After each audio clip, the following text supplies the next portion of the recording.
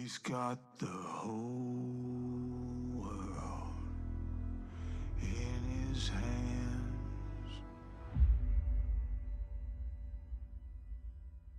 He's got the whole wide world in his hands. He's got the whole world in his hands. He's got the whole world in his hands.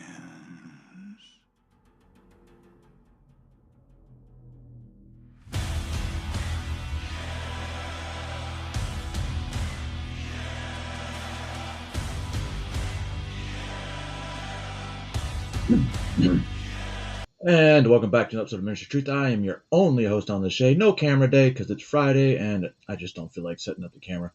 So it's going to be a little bit of just looking at my face, which in theory, if I had the camera on, you would be looking right at my face anyway. Well, that didn't make any sense now, did it? Well, damn. Good morning, General Sea Monkey. How are you doing on this fine Friday morning? Because you know it's Friday. I ain't got a job, and I'm just going to do what I do all the time. Well, I can't really say I don't have a job because I do get a pension. So technically, I do have a job. I just don't have to go to work. And I could literally just say this is my job. But, you know, that's not how things work around here. But you know how things do work around here? We obviously got to start off with a song to get us in the mood. For some reason, I've been wanting to play this for a couple days now, but I just kept forgetting and forgetting and forgetting. This one takes us back to when I was in high school. I believe it was 1998. This was their first album. All they did, they had to advertise this on MTV at like midnight. And the album was called Hybrid Theory. At first, I was like, oh, these guys sound like another ripoff. Little did I know. Little did I know. Oh, shit. Hey, go get your coffee, your bagels, your, whatever it is. I forgot to go make my mint tea, so I don't know how long that's going to take. So we're just going to start this music, and I don't think this music is long enough. But anyway.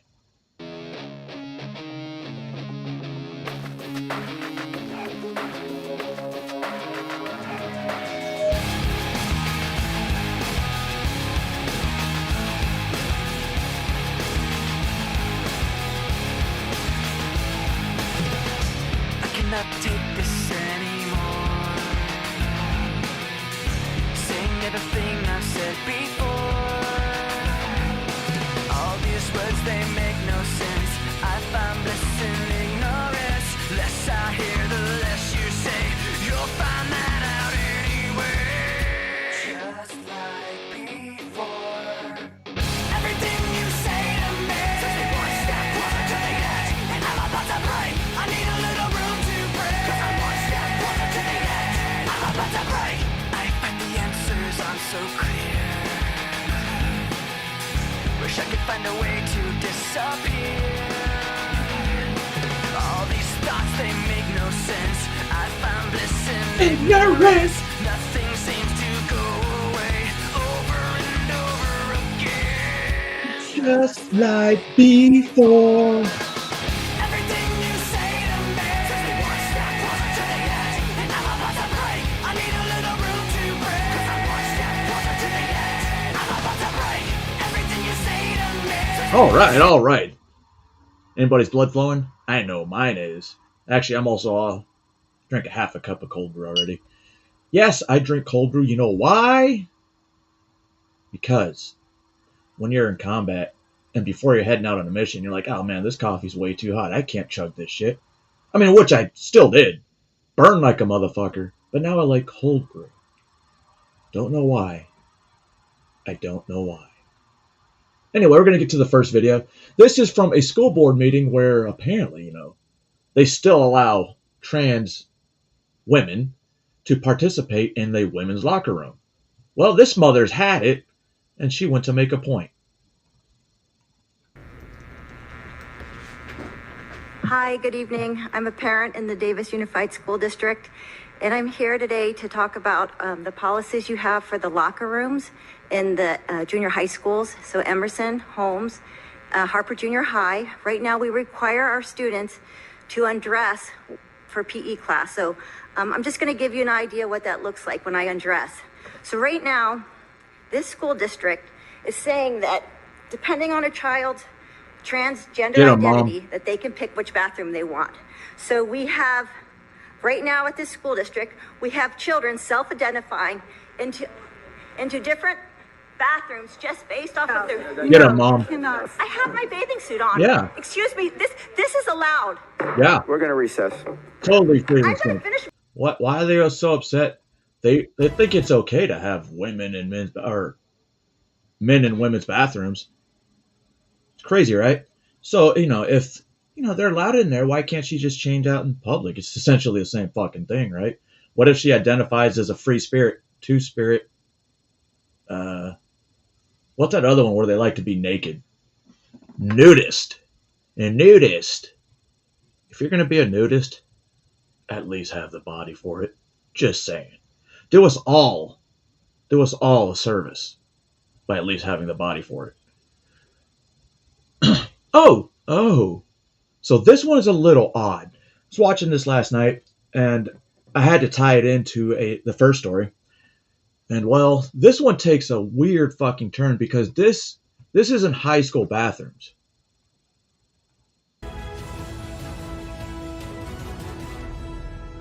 Imagine as a parent, you're with your little girl and you're confronted with this situation. On the first day of her classes last September, my daughter and I walked in the locker room, and a biological male who identifies as transgender and who also happened to be a registered sex offender That's was even worse. standing there completely naked with no regard for the other patrons, among whom were at least a dozen little girls. Richard Cox, a trans fake woman, is the alleged deviant who likes to prowl Look around at him. spaces that are supposed to be. What's that fucking movie? He looks like the villain in Last Action Hero. He also looks like the dude from Scary Movie 2, I believe. Be safe It's my strong for hand. girls and women, something Democrats used to be in favor of. Police in Arlington County, Virginia, say it happened at least to 2 high school locker rooms and a rec center. How the fuck does a man that old get into a high school fucking locker room? Are we just gonna fucking breeze past that? How does a fucking adult male that old get into a female locker room at 2 different fucking high schools? Man, if our kids are in school, well, I got only a son left in high school, so, oh man.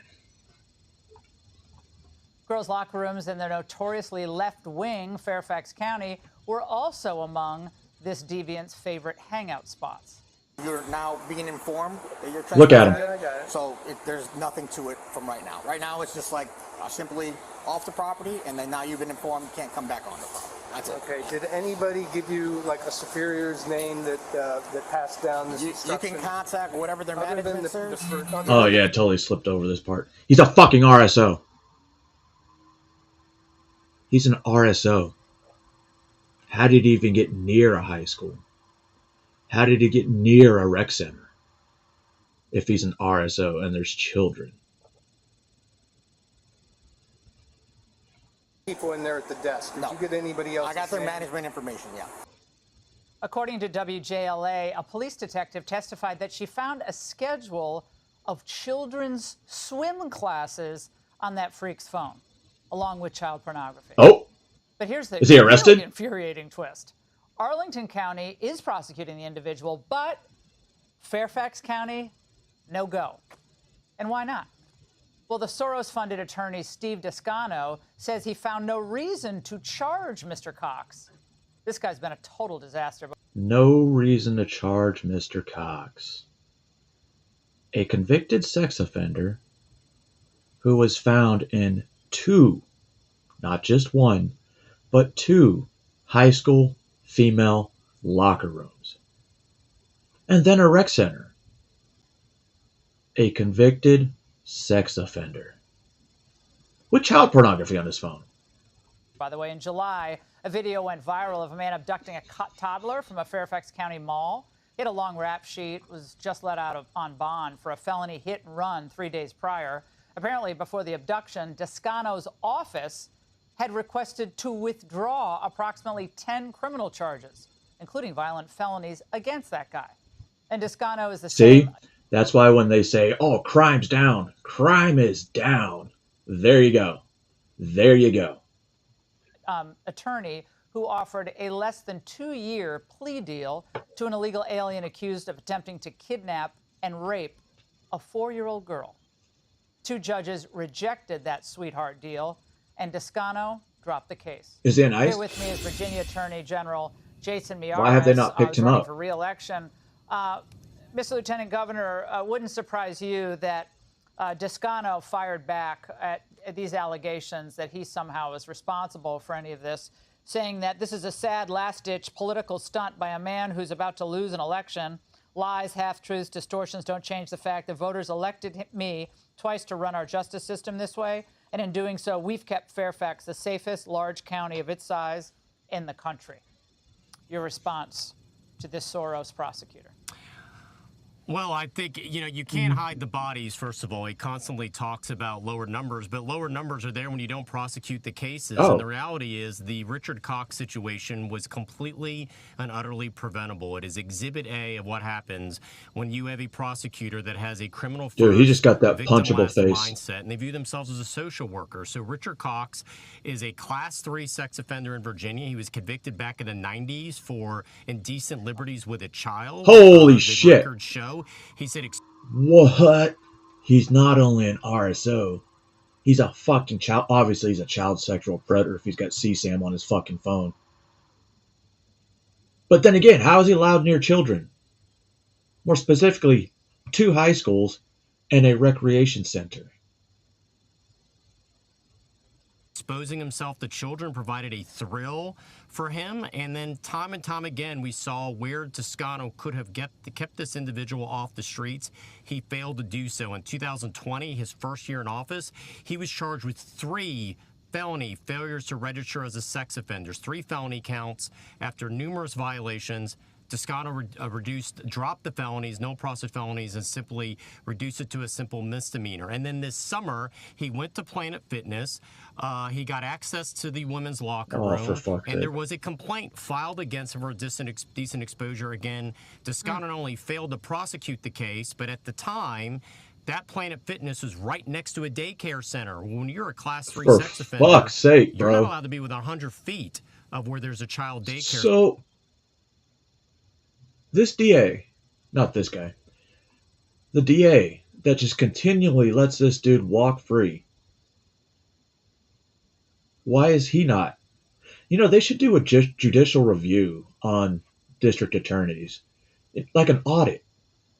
And they should go through and review their cases and be like, how the fuck did this happen? There's no way that I would have let him walk. Right? Why not? If there's checks and balances, can we have checks and balances on the lower courts?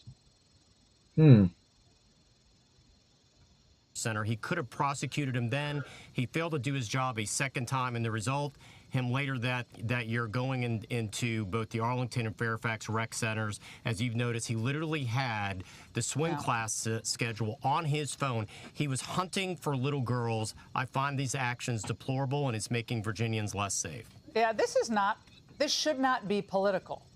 Okay? Not at all. Descano, the Soros-supported prosecutor, But you just said Soros. is claiming, oh, you're just trying to win a re-election. You want to win the race. What is this true or not? Do we have deviants running around Northern Virginia or not? And earlier this year, everyone has to understand this. This same prosecutor, Mr. Descano, dropped a felony charge against another illegal alien accused of strangling a woman. And, of course, exchanged for a lesser guilty plea. The victim says... Remember, crime is down, guys. Crime is down. When district attorneys like this either bust down the charges or just get rid of them completely. Allowing a registered sex offender since the 1990s to gain access to 2, not 1, but 2 female high school locker rooms and a rec center. Not to mention the Planet Fitness one that was right next to a daycare. Why is this guy not locked up, considering he failed to register 3 fucking times in 1 year, and this fucking district attorney's like, oh, it's just a misdemeanor, he's fine. Toscano lied to her about it. She says she was told by the attorneys that Ramos Giron would serve 15 to 16 years in prison, and she agreed with that because she feared for her safety. But since Toscano's office agreed to the plea deal, he only served around 2 months at the Fairfax County Adult Detention Center. Now he's back out in the community. Lovely, Mr. Attorney General.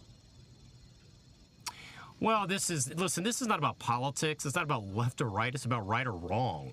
And the reality is, I said my role as Attorney General is being the people's protector. Yeah. I have asked for the General Assembly to give me the authority to intervene when you have particularly the children or the victims of sexual crimes and sexual violence. The Democrats in the General Assembly have blocked it precisely for cases like this. Victims deserve a second chance. This is exactly what victims, happens okay. when they view themselves as a social worker, not a prosecutor. Because in Toscano's mind, the defendant is a victim as well. In his mind, no the way defendant is a victim of so-called society or the system. The reality is Dick Cox should have... So pedophiles are a problem of the system?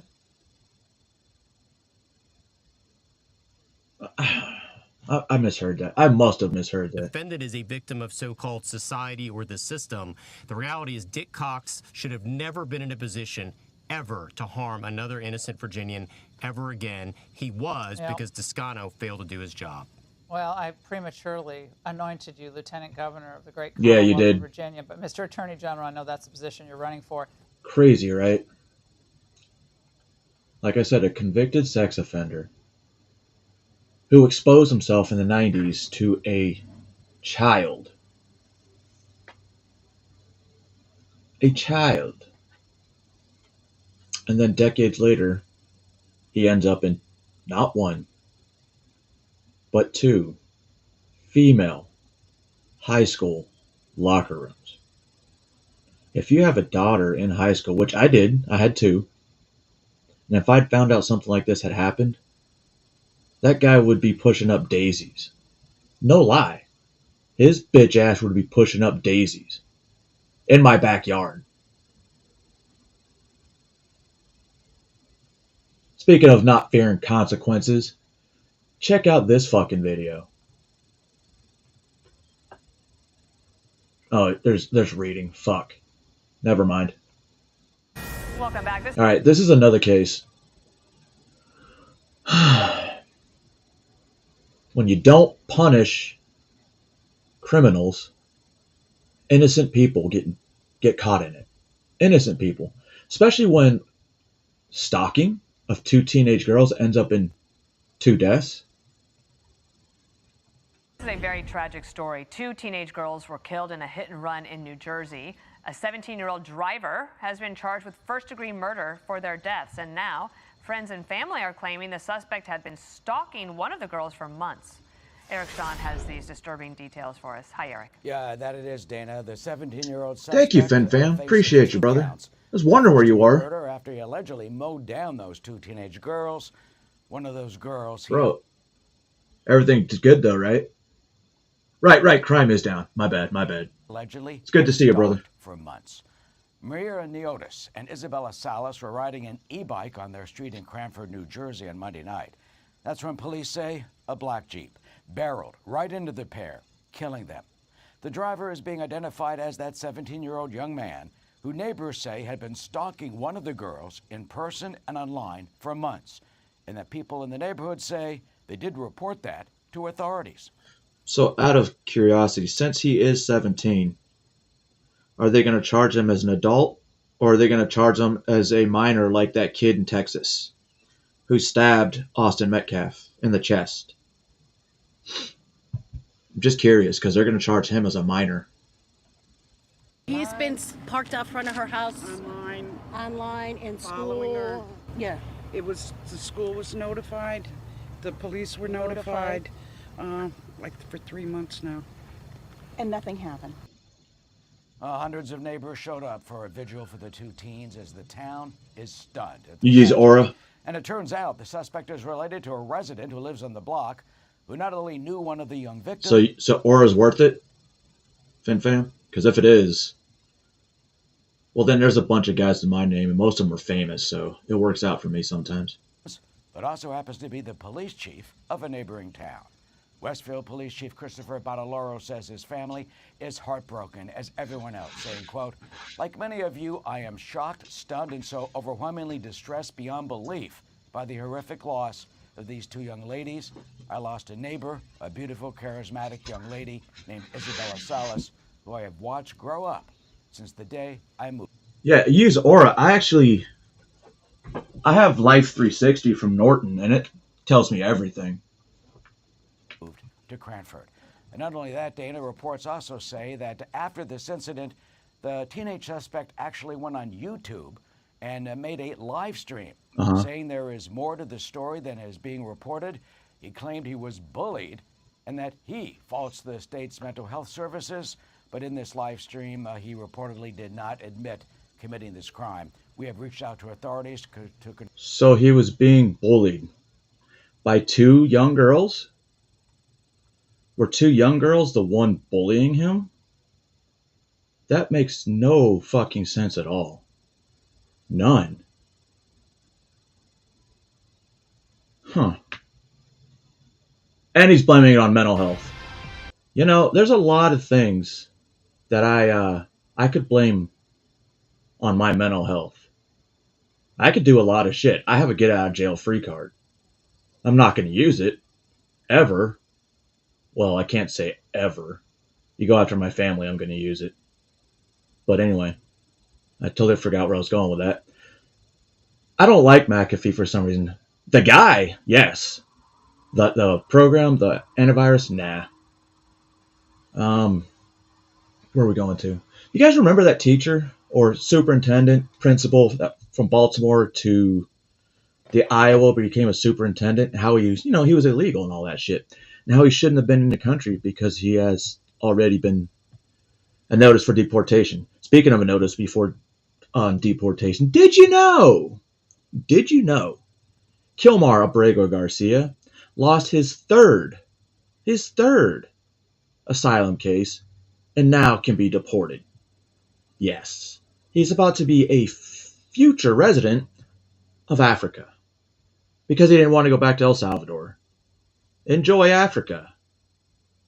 I hear it's hot. Kind of like Mexico, El Salvador, but not really, because I don't think it's a humid hot. They should put them in the Sahara.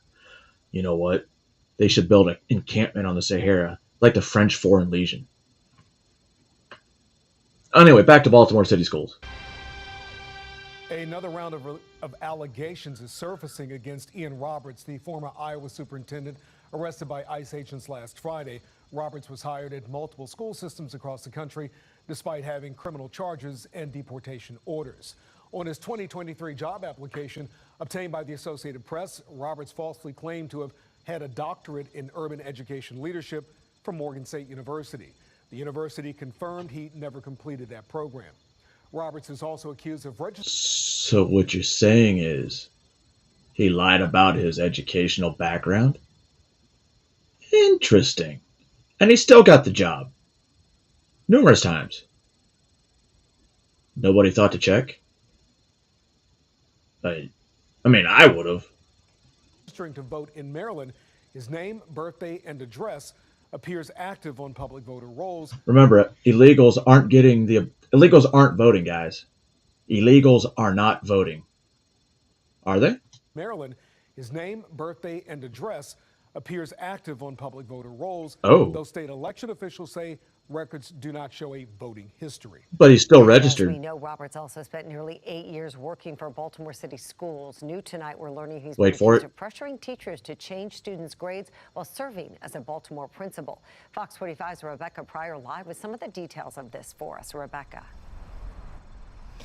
Yeah, Mary, as if this list of allegations wasn't long enough already, Roberts is now being tied to Baltimore City's long-standing grade-changing scheme. Uh-oh. As the controversy... Keep in mind, 7% of Baltimore City School graduate high school, that can read at an acceptable level for their age and their educational things. So basically, you don't have to know how to read to graduate in Baltimore City schools. No student left behind. Surrounding Ian Roberts continue making headlines nationwide tonight. Fox 45 uncovering an old lawsuit revealing new allegations stemming back to his time with Baltimore City schools. While serving as the principal at Friendship Academy of Science and Technology, a teacher accusing him of pressuring staff to improve students' grades without cause, even for classes they never attended. The teacher, who was later fired, suing the school system and Roberts for wrongful termination. The lawsuit alleging Dr. Roberts' actions were meant to make a failing school appear successful. He's not a doctor. That was back in 2009, but the lawsuit wasn't filed until 2013.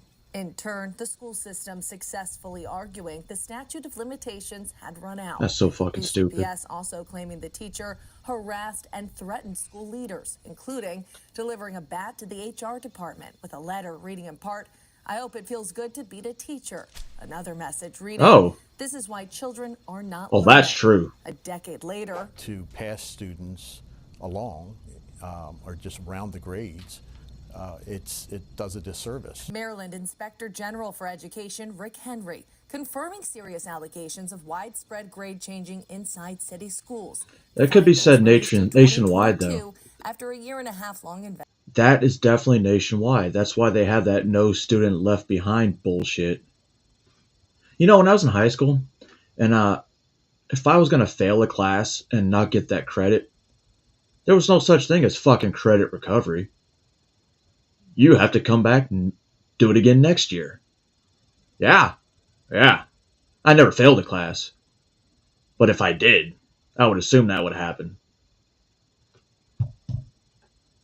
Investigation. What was very if you failed, you failed. That, we were being told that this was not the practice, but we were, as we were looking through all of the documents that were provided by the city schools, we kept uncovering more and more. Oh, let me showed public service announcement. If you have had issues with your identity being stolen, I know I should have said this earlier. There's certain how do I say this? Companies out there that will help clean up and protect you. And Aura is one. I have Norton 360 with LifeLock. I can lock my entire fucking credit down if I wanted to. But anyway, yes. It doesn't hurt to have it, and it's like a gun. It's better to have it and not need it. This practice, I mean, it was literally written. The report revealing more than 12,000 failing grades were changed to passing over a 5-year period, although Roberts was long gone before the investigation even began, ending a nearly 8-year career in the city in 2010. Today, Fox 45 sending the school system questions, asking, does BCPS stand by its investigation, finding no merit to the grade-changing allegations against Roberts? Did the district receive any other complaints over the years about Roberts pressuring teachers to alter grades? And in light of the IG's findings, will BCPS revisit the case to determine whether similar patterns existed earlier? We did not immediately hear back. Well, you're not going to. This was something that they were definitely hoping disappeared and was covered up. But when your name gets in the news and you've done something particularly fucked up, as this guy did, they're gonna find shit. They always do. They will go back and check social media 10 to 15 years ago and all some other crazy shit.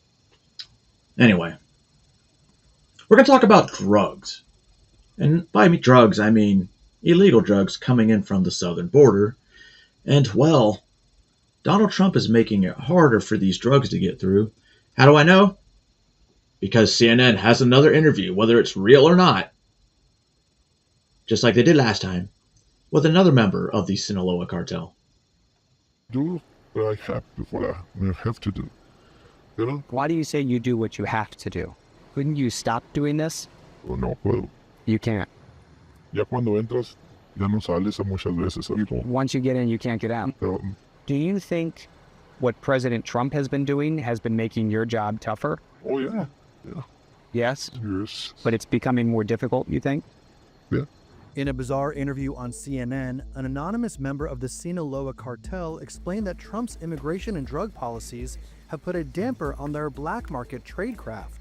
Dressed conspicuously in a black mask, sunglasses, black gloves, and a hat to conceal his identity, the alleged leader of El Chapo's former gang met with CNN's senior national correspondent, David Culver, inside an SUV at a Phoenix parking lot.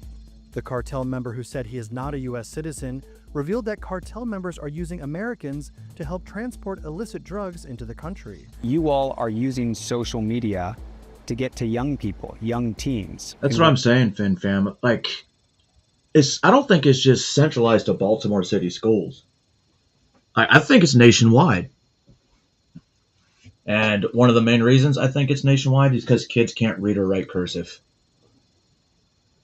I think cursive was like a discipline, like marching in the United States military. That's more for instilling discipline. Recruiting them to be part of it. Some of them, many of them, are American citizens too. Bro, I love Rumble. You can literally put anything in the chat. That's life. It's like that, But so even though they may get caught and spend many years in prison, that's their fault, as you see. Yeah. CNN further revealed that cartels are charging much more to get migrants across the southern U.S. border because of Trump's crackdown on illegal migration. According to Fox News, border hoppers are expected to pay $10,000 each instead of about $6,500 per person prior to the Trump-era policies. The Trump administration has dramatically stepped up its battle against the cartels. In early September, President Trump revealed that the U.S. military killed 11 people in a drug-carrying boat off the coast of Venezuela, days after deploying warships to the coast of the South American country. I'll definitely check Oregon. A few weeks later, the president ordered 2 more strikes against drug smugglers. I can only imagine Oregon shit's probably way, way down there, because you look about who's running the city, who's walking the streets, who has no jobs, living in their parents' basements, attacking an ICE facility, not because they're taking immigrants, because they think it's the cool thing to do. Because it's been allowed since at least, 2020 that I know of. And now they're finally going to find out what it's like when real law enforcement shows up, because Portland PD, well, they're obviously handcuffed. They're not even supposed to be helping the federal government. So, of course, if you're not going to help and you have low IQ people, shit's going to happen. And I think that's why they like low IQ people voters, because they're easy to control and they can push a narrative that they feel is the right one. They don't need reading, writing, or arithmetic. Dude, that's the basics. The fucking basics of school. That's insane. I had to have a certain amount of sciences, math, and English to even graduate. Hell, I needed algebra for my job in the Army. Boats killing 6.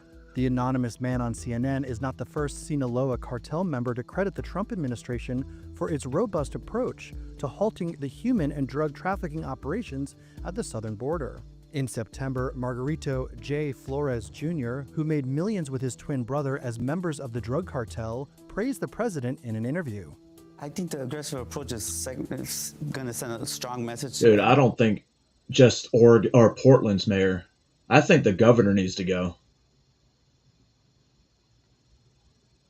Every drug trafficker across Latin America, in places like Venezuela, that's used as a transport hub from Mexican cartels and Colombian organizations to transport their drugs, that they're going to go after everyone. All right, let's get another perspective. Literally. I haven't checked on crime stats as far as drugs coming into the United States and fentanyl deaths, but FY25 is over now, so these crime statistics should be up before the end of the year. Speaking of crime, we're going to head back to Portland. And you guys remember when I did that Nick Shirley video? And the guy that had the sniper laser pointed at him? That sniper rifle might have just saved Shirley's life. Because there's something he didn't mention in this video that he told Fox News. Perspective from on the ground. Let's bring in independent journalist Nick Shirley, who's been out there in front of that ICE facility many, many nights. Nick, thank you for being with us. And I wanted to start off this segment with something that I think is going to shock a lot of our viewers. I watched this on social media the other day. This is you being confronted by an agitator out in front of that ICE building who threatens you with violence. Listen here. What are you doing? Why are you so mad? I didn't do anything. You did. What did I do? Walk. I haven't done anything. Walk. Do not come back. Watch out. You come back, I'm gonna smoke you, dude. Really? Yes. Like you're gonna smoke his pole? You have DHS watching you right there. Nick, if you come back, he's gonna smoke your pole. That's what he said. Lasered on you. You have a sniper lasered on you right now. So he said that he is going to smoke you if you don't get out of there, and then it looked like DHS snipers came to your rescue. They zeroed in on him and lit him up with one of their lasers. That's what eventually got him to back down. But for people who say that there's not violence going on in front of these facilities, what do you say? It's a complete lie. There's lots of violence going on. That's just one of the many threats I got that night. And when I was walking back to my car, another person pulled out their gun. Oh, my bad, different person. Saying, you want to be Kirk Jr. I mean, these people are very dangerous, and they're unhinged. Just the other night, a woman got So this dumbass right here, he see that redness on the sidewalk behind the blue line? Funny that it's blue. Well, he vandalized it, and he was making threatening comments, and he came back the next night, and well, that's him. That's the same guy. Up. She got punched in the face out there, and you're seeing it. These people they think they can get away with anything. They've been out there for over 100 days, yelling, screaming, terrorizing, and the police are nowhere to be seen. And the ICE and the ICE are all on. I don't understand the Palestinian flag. We heard that ERO officer that Bill Malugin was talking to a moment ago saying that Portland police aren't responding. I don't know if this is the woman to whom you were referring just a moment ago. She got a black eye. Another reporter was out there. And she says that she got assaulted. Listen to her story. Last night, I got assaulted. Look at her eye. Immediately ran to a Portland police officer, hunted down the suspect, chased her through the streets. Portland police refused to come in and make an arrest. Imagine my anger when I go online after doing all of that about an hour ago, and I see Portland police put out a bolo asking for the public's help in identifying my assault suspect. So she says that she had the person in her sights, but the Portland police wouldn't respond. But later on, they said, "Oh, help us find this person." Is that typical of what it's like a CYA? Yeah, the police are not intervening to help the people out there. If they're reacting after the fact that it's happened, and you have the governor who was marching with these people just hours before their big rally they just recently had, and the police they're not there. They're nowhere to be found. They're not there to protect any reporters or to That's because they were told not to. Why in the world would a city who has a lot of crime and whose police officers are handcuffed, when somebody comes to help, you tell the police to back off? Don't arrest people. It's not our job. Protect and serve, I thought. Protect and serve. And it is literally lawless. Their oath is to the people, not the fucking governor. So why aren't the police responding? Are they just basically saying this is a hands-off situation, you're on your own? From what I understand is that the governor there and the mayor, they've pretty much sided with Antifa, saying that they have the right to be there and that there's nothing wrong that's happening. But you're seeing people get the mayor's or the governor's done interviews. Opposition, you'll have a mob of people all dressed in black come after you. And just like we saw in the video, the one guy said he wanted to smoke me, basically saying he wanted to shoot me and kill me. Right. So we've got dueling narratives here. Here's what President Trump wrote on Truth Social on Wednesday. He said, quote, "The governor of Oregon must be living in a dream world. Portland is a never-ending disaster. Many people have been badly hurt and even killed. It's run like a third world country." And then here's what the Oregon governor, Tina Kotek, says. Listen to this. There is no insurrection. Okay, bro. There is no threat to national security. And there is no need for military troops in our major city. Military service members should be dedicated to real emergencies. Well, this is an emergency, and they are National Guard. Fun fact, the National Guard is to protect the homeland against all enemies, foreign and domestic. and Antifa has been designated a terrorist organization. You're lucky they're not treating them like the fucking Venezuelan cartel members. Because that's what they should be doing. Or at least putting these bitches in jail for a long time. Let them learn a fucking lesson. Because if you don't, it's going to continue to get worse and worse. And Portland is a very good example of that. Los Angeles is another really good example of that. Chicago, Atlanta. Wow. All these major cities have one thing in common. They're cities. Get it? Not that they are run by, liberals. They are not needed here. So out of those two narratives, who's right? Yeah, President Trump's right in saying that there is lawlessness there, and she's lying. The governor is. You just see the videos that you're seeing here on the screen. She's completely lying about what's happening. And yeah, maybe there's parts of Portland that are safe, but you have a major issue going on, and you have residents that are living in those apartment buildings right next door that have been pleading for help, and the police are nowhere to be found, and these Antifa members are living there. I don't know how they're making money, because they've been out there for over 100 days, and it's just simple. There needs to be some sort of police presence there, but they will not even send the police there. Well, you've been out there for a long time doing your diligent reporting. Have you gotten any idea in terms of how these Antifa people are supporting themselves, that they're being funded, as President Trump is suggesting they are? I have no idea, because one of these protesters even asked me, she asked if I was a protester, and I said, yeah, sure. She's like, well, we got ribs over there if you want to go eat some. Ribs? So I don't know how these people are getting their food. Now, I don't know about how ribs on the East Coast taste. But if it's not from the South, I probably wouldn't eat it. Even if it was free. Okay, I'm lying. I might taste it. But then again, it's Antifa. And what's the title of this show? Trust no one. Which you're going to realize comes into play a little bit later in the show. There's apparently an apartment that's next door where they have these weird parties where they do all sort of adult activities. It's very strange what's happening. I don't know if it's a need for investigation. I see what you get. But somebody needs to I was thinking the same thing. DEI all the way.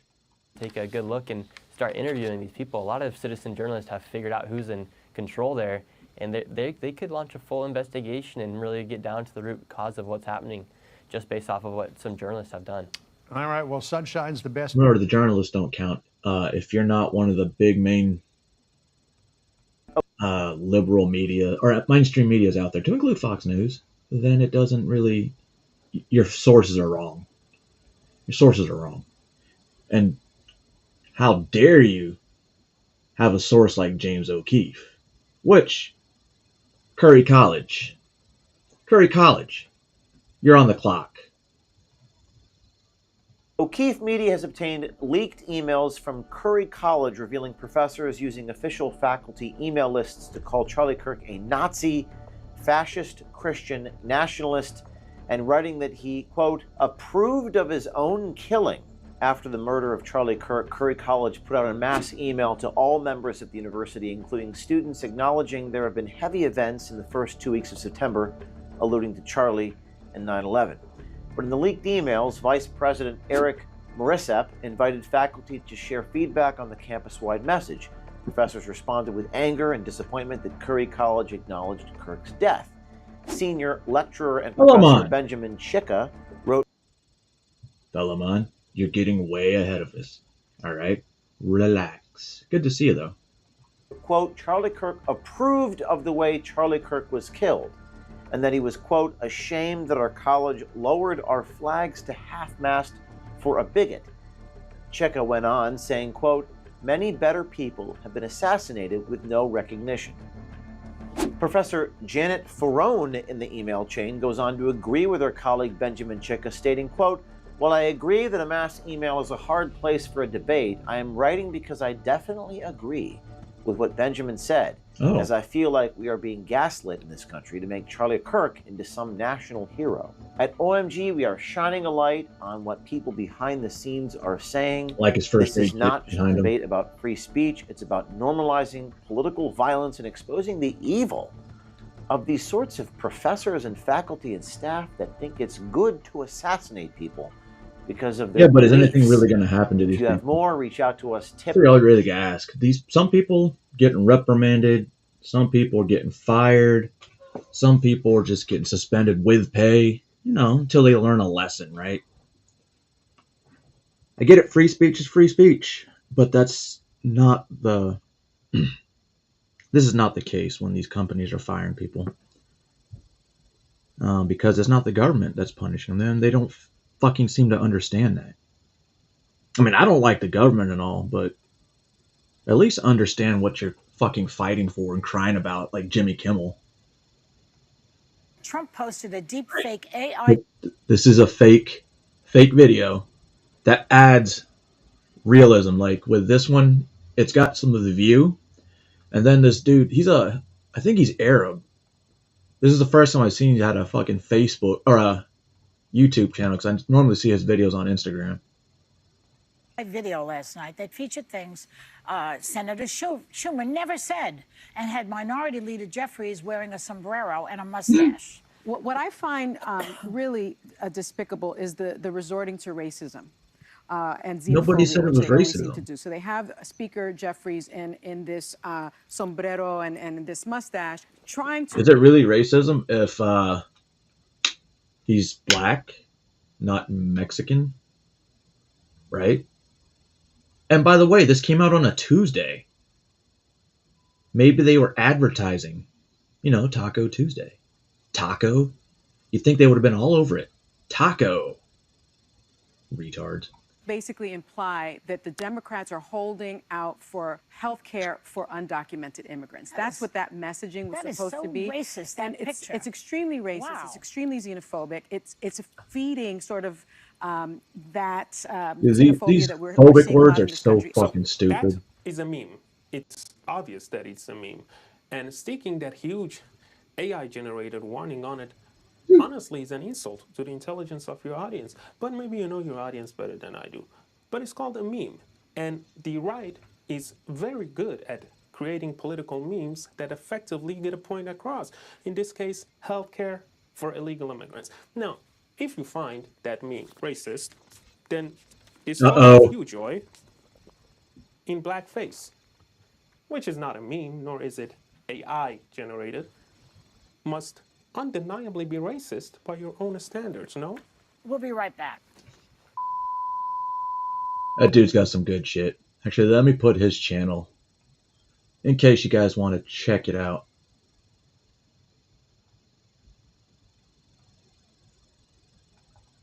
But yeah, there's that. And I believe it's time for a break. Yep. All right, ladies and gentlemen.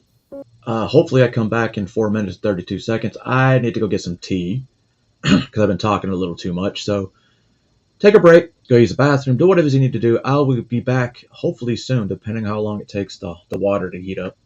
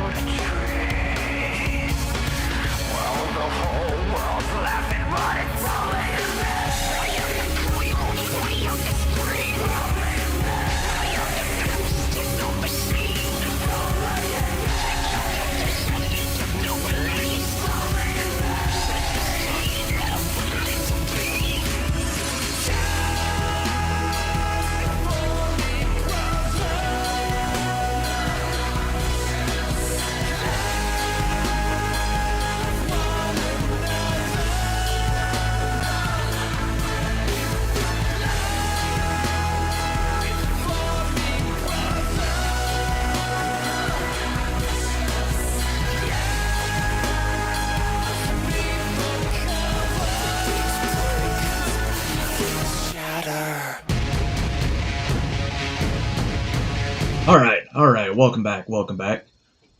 Oh man, I thought this was going to take a little too long because the Keurig was being retarded. I used the Keurig just for the water, not the tea bags. Tea bags are after the fact. All right, I believe we have.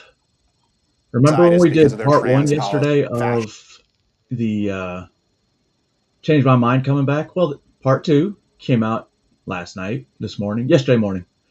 Doesn't really matter. Let's finish off with part 2. And then after that, I was watching a part of the PBD podcast. And like, the more if they're admitting it, there's got to be something wrong. Because everybody's looking at Candace Owens like she's the devil, or she has no idea what she's talking about. However, I think they're just pulling shit out of their ass and trying to discredit Candace Owens because now she's going after their money. What I mean by money, apparently there may be some shit going on in Turning Point USA, and Charlie Kirk had discovered something with the money, and then shortly after, there's so many things. Israel, CIA, FBI, Ben Shapiro, things like that. But that's after this. Let's get into... Wait, that's not. But as a lot of that stopped, as a semi-reluctant participant, felt compelled to bring this back. Luckily, this go around, the team around me was top-notch. I can't thank them enough. Was basically a small army. And we were able to do it in this climate with minimal risk. That means no prior announcement. That means really no interaction with the crowd that can get riled up. And in a lot of ways, that's what Change My Mind was originally meant to be. It's two people sitting at a table having a genuine conversation where hopefully no one feels pressured to be performative. The true goal by the end of this is that someone maybe actually changes their mind. Maybe it was the end of the first one, but he did challenge college professors, offered each school $10,000 for these college professors to debate him. I hope some of these schools take up this challenge. Maybe me, usually not, but maybe. And the good news is the pop-up crowd was respectful and the conversation was highly productive. What part of progressivism do you think comes with that? I mean, like racial division, gender division, Here's why this classist dude was division. here, 'cause he goes to a Bible college. I mean, you don't see the right saying, hey, these people are fascist and they want to genocide you. No, I think that's fair. Okay, well, mostly. When Marx wrote his communist ideologies, it was conservative based. Now, I know out of context that may seem pretty bad, but if you click the link in the description to yesterday's full hour-and-a-half installment, you'll see that in context, it's worse. But I do appreciate her willingness to sit down and talk. And I was hoping that part 2 would be just as productive. And in a lot of ways, it was. And in some ways, it was not. It seems like it's a higher percentage of these parties on both sides which have these extreme views. I don't think that's the case. But assuming I'm not lying, right? Would all those polls reflect? I don't think you're lying. No, but I'm assuming I'm not lying. So sit back, perhaps grab a tasty drug beverage, or bomb if sniffing you dog? will, and enjoy what was mostly a constructive Change My Mind. And of course, you can tune in to The Daily Show, live streamed on Rumble, every weekday at 11 a.m. Eastern. That's really my bread and butter. And this is the first comeback of Change My Mind. Do you want to see more of these? Absolutely. It's up to you. Let me know in the comments. First up, here's Jacob. Hey, Jake. Nice to meet you, sir. Grab a seat. And do you mind moving in so I can hear you? Don't get cozy. Get cozy. Come on, move on in. So, Jacob. That makes sense why there's a vehicle behind him now. It's a medevac in case it's needed, or a egress. You prefer Jake? Jacob's. Hence the backing in. I don't know how familiar you are Combat with this segment or this kind of piece of content, what we do. Let me explain to you first what it's not. Sure. And I mean this genuinely. It's not gotcha. It's not designed for reels, clips, dunks, owned. Our conversation will be uploaded in its entirety. The ideal scenario is that we actually have a productive civil discussion. That's not always possible. I mean, that's what I would like. So. Yeah, okay, good. And the premise today is, and I would assert, that predominantly the left is responsible for a large portion of the political violence in this country and the tenor and tone, to a point that I think needs to be dealt with, or certainly... I'm not going to say maybe this sings, maybe it's not. The dude's wearing a white shirt, plain white shirt. So that pretty much means he follows with blandness.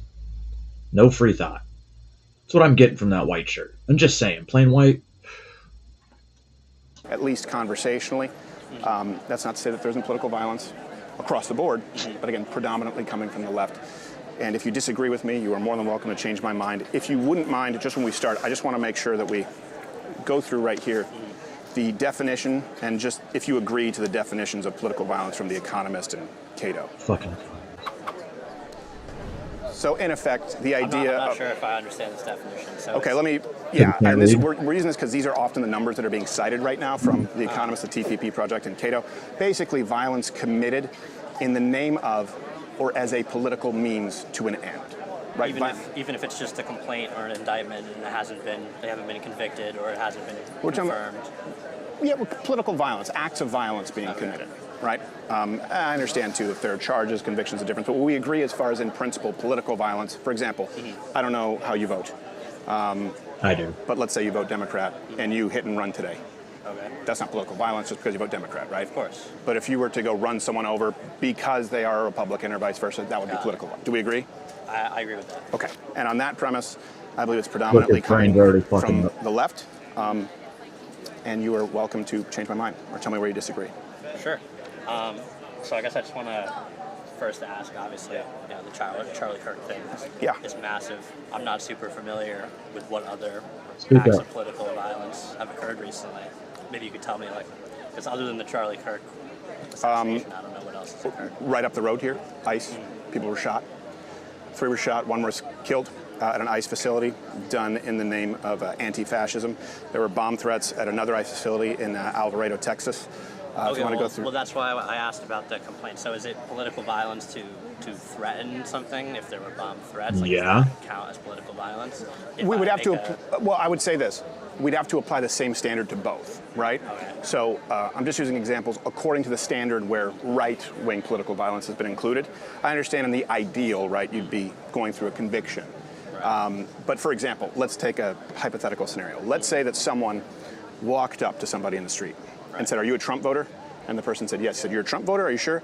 Bang, bang, shot him, killed him point blank, and then said, "I got him, I got the Trump voter," and then was shot by the police. We would still consider that political violence if there's documentation of that, right, on camera? Sure. Okay. So you would agree with that? Yeah, I would agree with that. I mean, I'm just... Okay, I want you to watch this because this, you just asked me. It's in Portland.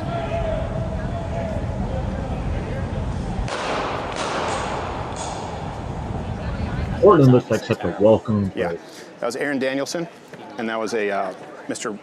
Michael Rhino in Portland.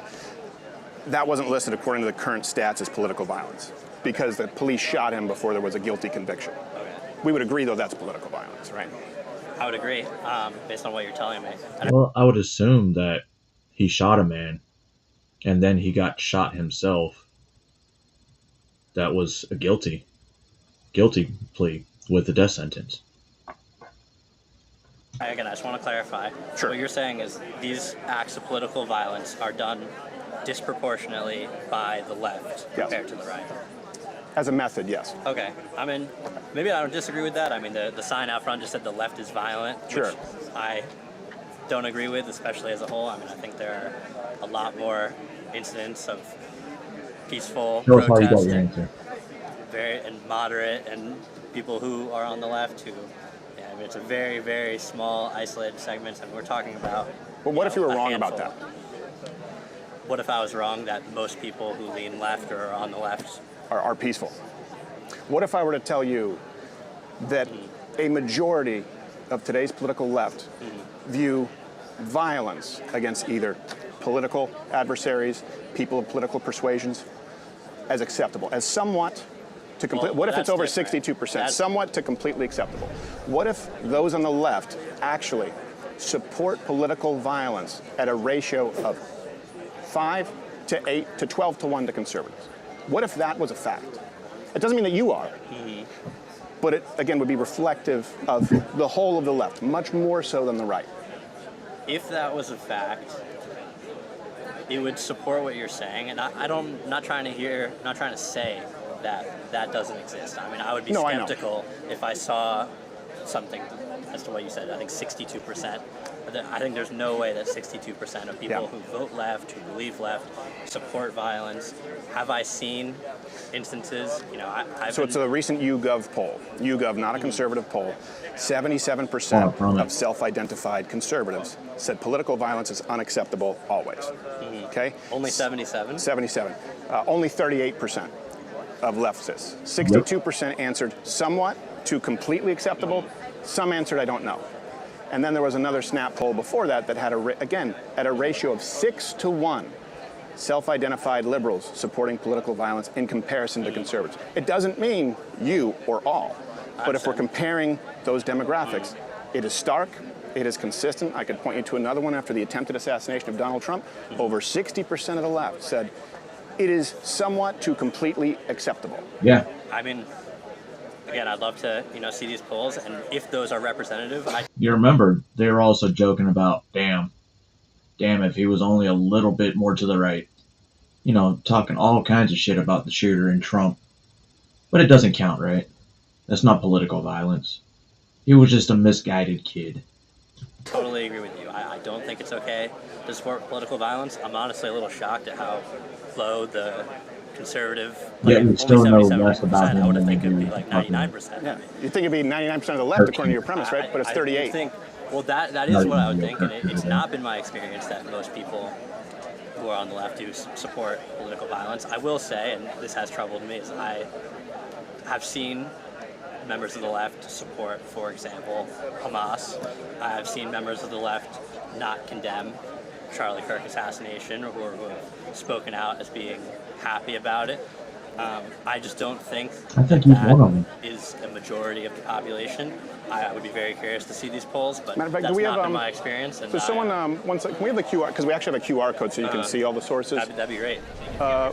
Yeah, great. They should have had that earlier. I can look at this later. I mean, we're just here. No, but I want to give it to you so you can access it. And by the way, I do think, just to be clear, I think that your heart is in the right place, and I think you're honest in that this is your perspective because you probably think it's abhorrent, as I do, political violence. Right. And here's why we're having this conversation. Okay.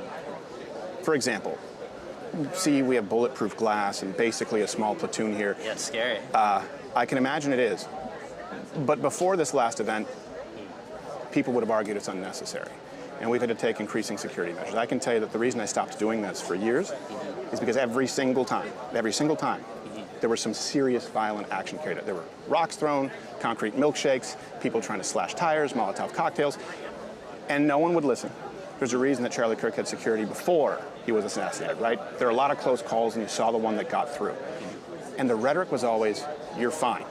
You're fine until you shed blood. Look, I completely agree. I mean, there's definitely extreme political violence. I've seen it happen. The whole country just saw it happen. I just think But can I put just on finish a that sign one point? that the entire left is violent. No, the left is violent as an ideology and as a majority, which you'll see with the stats that I present to you. But here's the thing, and this is a genuine concern. There's no off-ramp here. Let me explain to you what I mean. I think we both want to avoid any type of civil war or serious conflict, right? We both do. I don't think we're close to that. You don't? I'll tell you why I think it could be in the cards within the next decade. Okay, and I've not said this before these last 2 years. There was only one off-ramp when the left, a member of the left, assassinated Charlie Kirk in cold blood in the name of political leftism, of radical trans ideology leftism, right? Justified it through Charlie Kirk being hateful, which he's not, him being prejudiced, which he's not. The only off-ramp would have been if the leadership on the left, and if a majority of the left said, hey, look, this has gone too far. We've labeled these people fascists, Nazis, racists, genocidists because of their trans policy. And my God, some remember, people like Ilhan Omar, just from the second it happened, are actually believing it. We're Never sorry, condemned it. let's tone it down. Instead, there was a very surprising, gleeful celebration thereafter. And you can say not all the left, but every single vigil every single memorial, 77 every to the single left. mural that was put up was desecrated, spit on. There were assaults from the left. When people on our side, and by that I mean conservative Christian America by and large, have one of ours attacked, and then they pursue our spaces to honor the dead and celebrate, that tells us, oh, there are too many. So you think because of this, you think we're trending towards some kind of civil war, civil conflict? I can tell you this, I have a pretty large sample size. Revolution. And this would be anecdotal in addition to the empirical. Since COVID, I would say that's number 2. I never saw more people change their political persuasion outside of COVID in my lifetime. People who were self-identified liberals who couldn't send their kids to school, right? They thought, okay, it's going too far. I've never had more people reach out and say, I was so shocked at the celebration and justification, the assassination of Charlie Kirk from who I thought were moderate liberal friends, that I've had to delete them from social media. I can't be included amongst them. There's an exodus taking place because of the reaction. And you can't point me to an example like that on the right. It doesn't exist. Look, I mean, you're making good points. I don't see how this is leading to civil war, but I totally agree with what you're saying. I've seen people have the exact reaction that you're discussing. I think it's wrong. In my experience from anecdotal evidence, I'm curious to see the empirical studies, I don't think that represents a majority of the left. The instance you're talking about memorials being desecrated, and you've seen it, right? I've seen it, but this isn't coming from like the Democratic leaders. Like this isn't coming from the majority of. Sure it is. I wouldn't say you're saying Democratic leaders. Yeah, let me explain to you. Charlie Kirk was killed because people actually believed that he was a fascist. And Gavin Newsom just said it about the Republican Party and Stephen Miller not more than 24 hours ago. So you would blame the leaders for saying these I would say they're inciting. responsible. If they are going to say that Donald Trump's rhetoric is responsible for Black Lives Matter, which preceded him by 2 to 3 years under Barack Obama, I certainly would say the ongoing rhetoric from the left that Republicans and Donald Trump are racist, that they are fascist, comparing them to Nazis, Hitler, that they are genocidists because they don't believe that children should I think that rhetoric, because let me ask you this, the people who've committed this violence, for example, right here at ICE, Charlie Kirk, right, Antifa, this man you just saw, they believe that Charlie Kirk, Donald Trump are fascists. If that's true, how do you deal with fascists? If half the country believes that we're fascists, how do you deal with fascists? You can't do it at the ballot box. Let me break this down one at a time because that was a lot. Okay. That was a lot. First thing, I think you can't 100% blame people. He's done. He's done. Look at him. He's so fucking defeated now. For the things that they say, inciting violence. People have their own agency and their own decision making. No, they campaign on them. It's the DNC campaign platform. It's Some fascism, Kamala Harris, Joe Biden, Gavin Newsom, you can't name one. Elizabeth Warren, Bernie Sanders. Fascism, comparisons to Hitler. They say that we want to oppress blacks. They say we want to erase trans people. I mean, I've seen it happen. It happens occasionally. I don't think Have the you? majority of Democratic leaders say this or believe this, and even some of the ones who do maybe not believe it. But if we're just talking about rhetoric, but what if being they all do? dangerous, What if they all do? If we're talking about rhetoric being dangerous and inciting violence, Rhetoric is dangerous. I mean, I think the right shares some blame in that too. I don't think the right is completely without blame for speaking poorly of the other side. Like, I mean, Donald Trump is certainly not the. To be honest, I speak poorly of every fucking body. Left, right, middle, far right, far left. I just happen to pick on the far left because it's so fucking easy. The idol or the model of manners or, not being... Manners are rhetoric. different from labeling your opposition as fascists who won't relinquish the reins of power. Ergo, you need a violent revolution. But here's my point. Yeah. See? Revolution. My point is, yes, some Democratic leaders have said things, have called other people fascists, have called them racist. But you said they never did it. Some people on the right as well have said things about members on the left. I've called them communists, I've called them socialists, similar type of rhetoric.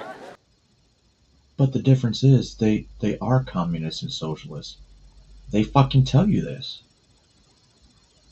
Oh my god. And I don't think it's similar. I don't think it's right to blame the leaders for violent acts that a small minority... Really? So how do you think about January 6th? Do you think Donald Trump incited that violence? Huh? I bet you do. I bet you blame Donald Trump for it still. Extreme supporters commit. I don't think that means the entire party is violent. I don't think that means that the leadership is violent. I think there are simply a small group of extremes. And I agree with you. Are we seeing it more from the left than from the right? I think we are. I think if I were to do some research, I'm sure I would be able to find some acts of political violence Absolutely. coming from the right. I'm not disagreeing with that. But maybe there are more from the left, and that is what I've seen, and I agree with you there. I appreciate your honesty. But I do not agree that it is the entire Democratic Party, that it is the leadership of the left, that it is the belief of the majority of the left that these acts are okay. I know there is a higher percentage of... Sorry, I know this bug keeps coming. It's a bitch, isn't it? Sorry. I've definitely seen people from the left and Democrats who have not condemned what happened to Charlie Kirk and have not condemned these political acts of violence, who have not condemned what's going on in Israel. No, but I don't think the majority. Okay, of the but what left if? Let's assume I'm not lying to you. Okay, let's assume that there's a YouGov poll. Let's assume there's a Reuters poll. Okay. Let's assume that you've got 62% somewhat to okay. Let's assume that you have a 6-to-1 ratio of political violence being okay from the left. Let's assume that after Donald Trump's the attempted assassination, that over 60% of the left said that violence against Donald Trump would be somewhat to completely justified. Let's assume that I'm not lying to you about after the Tesla bombings, that a majority of the left said it would be somewhat to completely justified in contrast to Republicans. Let's assume that I'm not lying to you about all of it, okay? Then you say it might be a fringe minority who say fascist, for example, who say racist. Here would be my challenge to you. Name me one member of the Democratic Party in a national position of leadership, one who's run for office, either been president, vice president, or ran for the office, who hasn't accused our side of being fascist, of comparing us to Hitler. Name me one. I mean, this is tough for me to answer because I'm not super familiar. I couldn't even name that many don't exist. Political leaders, but I'm very certain if I looked hard enough, I would find Democratic leaders who have not called other people fascists, who have not called other people racist. I have seen a lot of them, and again, I've seen on social media, and obviously I've seen the usual suspects doing it. But Biden, Kamala Harris, Bernie, Elizabeth Warren, Cory Booker, Gavin Newsom, Gretchen Whitmer. Every single one of them has lobbed the fascism accusation against Donald Trump and his voters. I agree with you, and I've seen that. I'm just saying there are 530-something members of Congress. I am 100% sure that there is a Democratic one there. That I'm sure there is one. Well, right. I just don't know their name because I haven't. But you can't point me to a single person in the right. Go Donald Trump, Vance, all the way down, who've said, hey, by the way, they're never going to relinquish power. The enemies are fascists who can't be dealt with at the ballot box. You can hear Donald Trump say shitty things. Specifically, but I've seen comparable things said from Donald Trump. Like? I can't remember off the top of my head. But he is definitely... Dude, you gotta at least have one. Can't throw out a statement like that. I can't think of one on top of my head. Right? Like Donald Trump. Israel. First thing that comes to mind. Israel. J.D. Vance. Eyeliner. Fucking Mike Johnson. A weasel. Not been the model of rhetoric.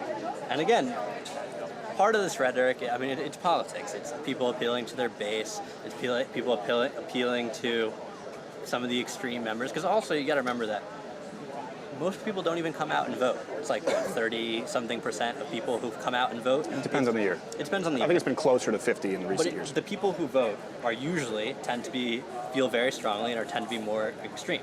Sure. So these leaders, they, from a practical perspective, have to appeal to these more extreme voters, which is why it seems like it's a higher percentage of these parties on both sides which have these extreme views. I don't think that's the case. But assuming I'm not lying, right? Would all those polls reflect? Lying. I don't think you're lying. No, but I'm assuming I'm not lying. But let's assume that those polls exist, right? Let's assume that you take this QR code and you go, I assume they do exist. Damn, I just don't know if they're representative. Difference between that, you could poll 100 people and you can poll a different 100 people. You can poll 100 how many people polls would you need of self-identified liberals versus self-identified from left-leaning polling sources? How many would you need to go? And I think you've already agreed that it's predominantly coming from the left. I guess at this point what we're talking about is, okay, if we both agree that there is more violence coming from the left right now, right now, and I think we agree on that. Well, more political violence. More political violence from the left. Yes, Sure. right now. I think we agree on that. Yes. It begs the question, why? Right? And I don't think that it's productive to kind of both sides that, because it's not a both sides. It's a disproportionate percentage on one side. Also, I think, if we both, for example, you and I can find common ground. I think this has been hopefully respectful. I think so too. You seem like a very nice gentleman. This right here, not listed in the stats, right? Because right now the media also goes out and says there's more violence on the right wing, which obviously you don't. I mean, you're I not haven't buying. seen that. Yeah, that's not registered as. I'm not like watching. No, but that's not CNBC, registered as Fox political News. violence. Isn't that crazy to you? Cato. If TPP. what you say is true, then yes, It is true. That should be registered as political violence. I agree. It's not. Nor the Summer of Love, the George Floyd riots, Yep, none of those none of deaths, none of the arsons. The January 20th protests where people were arrested right after Donald Trump became president, none of those included as political violence. I'm sorry? The problem is, and you say, and I hope that we can find common ground. I hope we have an off-ramp to some kind of civil upheaval, genuinely. But when one side gets backed into a corner where they need security to go out and express their opinion for sitting at a table, when one side says, hey, hold on a second, we are effectively being targeted and hunted if we are public figures, or, for example, even if we're not public figures, if we're working at an ICE facility, we're working at a police precinct, and something needs to be done, and people go, no, it's both sides. And then you have the media saying, actually, it's the right who's more politically violent. You back them into a corner, and I think you know what the end game is there. And so I hope that you do spend time. I don't know what the end game is there. The end game there is if people are at the receiving end of political violence and it's gleefully celebrated thereafter, and then they are accused of committing the political violence, they're going to start not just defending themselves. No. I don't think this kid understood half the shit Crowder was trying to say. Especially right after he made that comment. They're going to start fighting back. And I hope it doesn't come to that. I hope they fight back peacefully or in the proper channels. You can't ask them to fight back peacefully if they're being killed in record numbers. That's the issue. If they're being killed and assaulted in record numbers, and that's the reason for this, is we need to deal with this problem. We need an off-ramp. So what's your solution to the political violence seemingly coming from the left? Well, I can tell you this: there is no solution until there's a structural changes to the makeup of the Democrat Party. In other words, you can't have over 60% in poll after poll after poll supporting some kind of political violence. You can't have the Summer of Love and those riots. You can't have the Tesla bombings. You can't have Charlie Kirk and people coming out and people in the Democratic Party saying, well, even though I condemn the violence, he was hateful. He wasn't. His rhetoric. That needs to change. Bro, I was thinking, since Antifa's out there marching and doing all this stuff at night, where are the Proud Boys? Matter of fact, Proud Boys probably have more brains. Where's Patriot Front? Where are those faggots at? Huh? You guys are big and bad, right? Why don't you go out to those protests? I would love to see it. I would put that shit on pay-per-view. You make some money. Retard versus retard. Well, feds versus retards. For us to be able to find common ground, it needs to come from the left. The left needs to tone down the temperature, and they need to take ownership and apologize, and they haven't. That means the leadership, and that means anyone who went out there and justified or celebrated the murder of Charlie Kirk. By the way, Patriots Front is a far-right organization that most likely is run by the feds. How the hell do they travel from place to place in the back of a Ryder truck? It's wild, isn't it? Anyway, back to the show. There needs to be such a chorus from, let's assume that you're more left-leaning. It's not enough to not condone political violence. You have to be championing that cause in your own ranks, because we're not seeing it. That's the only way. So you would like to see from the Democratic leaders some sort of condemnation, apology, accountability. Oh, okay. Yeah. And then how do we stop this? By the way, this is another blind rhetoric, guys. Kind of rhetoric that's inciting violence. Well, that would be the left. The left needs to stop it, right? And then the leaders can come out and they can condemn it and they can apologize. But assuming these polls are correct, how do we change the 62% who are Yeah, okay with right. political The violence? Well, right now, again, this is why the why matters. The reason that you have 62 in some polls, 60 in some polls more, is because of the leadership and the temperature in the Democrat Party. So that alone maybe brings it down to 50. Yeah, It doesn't bring it down to he's been conservative lost levels, for a but it brings while. it down pretty low. And then the left needs to be on board with such harsh on crime policies and realities. For example, before Charlie Kirk, we had Irina Zarutska, right? There in North Yep. Carolina, the woman who was stabbed. I don't know about that. White woman who was stabbed by a black man who was released. Wait, what? Right there in North Carolina, the woman who was stabbed. I don't know about that. White woman who was Holy stabbed by a shit. black man who was released 14 times. Stabbed her in a subway. She bled to death That's in plain awful. view. Was that Terrible. was political violence you're saying? Or that No, was what just- I'm saying is political violence thrives in blue districts where you have catch and release and IOU, no cash bail policies. cash bail. This guy was released on an IOU, deemed mentally unfit to stand trial by a leftist judge, by a leftist court system, 14 times. Do you know the average amount of times that a murderer has been released before they commit a murder? I do not. 11. I 11. would have to see something on that. for Yep. that. Again, the QR code will make all of it available. So the left not only foments violence through well, here's- rhetoric, but then they also facilitate it by soft on crime policies with the same rhetoric, because keeping people behind bars, having actual bail needed to be posted, is considered racism. Every single proposal that comes from the right is racist, it's fascist, it's sexist, it's homophobic, it's transphobic, and now we have people dying. It's every phobic. So those two things need to change: crime policy and the rhetoric from the top down. Okay. Do you think that would make a difference? I mean, I personally support some of the crime changes you're discussing. Such as? I guess I do have a follow-up question, which is you mentioned that And there's a QR code, by the way, Okay, with the sources. that He's never pulled out his fucking average phone. murder is released 11 times. Yeah. Is there, do those murderers commit more, acts of violence when they're released? Is there some kind of statistics on that? Because, does that actually... Well, they They've keep been going back brought to in for fucking serious jail. crimes 11 times. But are they, when they're released, are they under house arrest? Are they under, they're not committing more crimes Well, when they're on trial? probation. Well, I would imagine between crime 6 and 7, and between crime 7 and 8, they're committing more crimes, all the way up to 11. I think we can agree on that. Whatever happened to Right? 3 strikes? That's pretty rule? self-explanatory. I mean- this guy was released 14 times, including already committing armed robbery. And this is not the only example. You know George Floyd? What about You know who that 9 is? times. He robbed the woman at gunpoint with her daughter in the house. This was a serial violent criminal Right. who Oh. had no business being on the streets. I'm just picking it because it's an example of someone you would know. Right. I mean, I'm totally with, the justice system and Locking them all up. these- If they commit violent Well, crimes, it's- 1, 2, it's 3, 4, taking 5, him 6, back. lock them I up. agree. If you're convicted of a violent crime, then you should be convicted according to, whatever the state's penal code is. I mean, I get it if he was trying to learn The something. problem is the states I don't where think he leftists was. are in charge is very soft. You don't need to have any. But you think the solution to Yeah. political violence and the problem with the left right now Yes. is we need the left and the right to work together on crime No. policies? No, you don't. No, not on the. Well, first, on the crime policies, here's what needs to happen. Before that, the rhetoric. The left needs to take full ownership and accountability. Okay? And not just the leadership, but people like you who seem like decent people. We need to see you calling out your own the same way you would see conservatives call out their own here if someone were to be violent. We need to see that rhetoric be toned down and changed completely. We're not Unfortunately, fascist, we we're not don't have racist, that. we're not transphobic, we have disagreements of opinions. I agree with you. And then as far as crime, Remember what I keep saying, when it comes to unity and peace, they don't want that. The system doesn't want unity. The system doesn't want peace. You know why? And I'll say this till the day I die. As long as you guys have been listening to me, I've said this before and I'll say it again. There is no profit in unity or peace.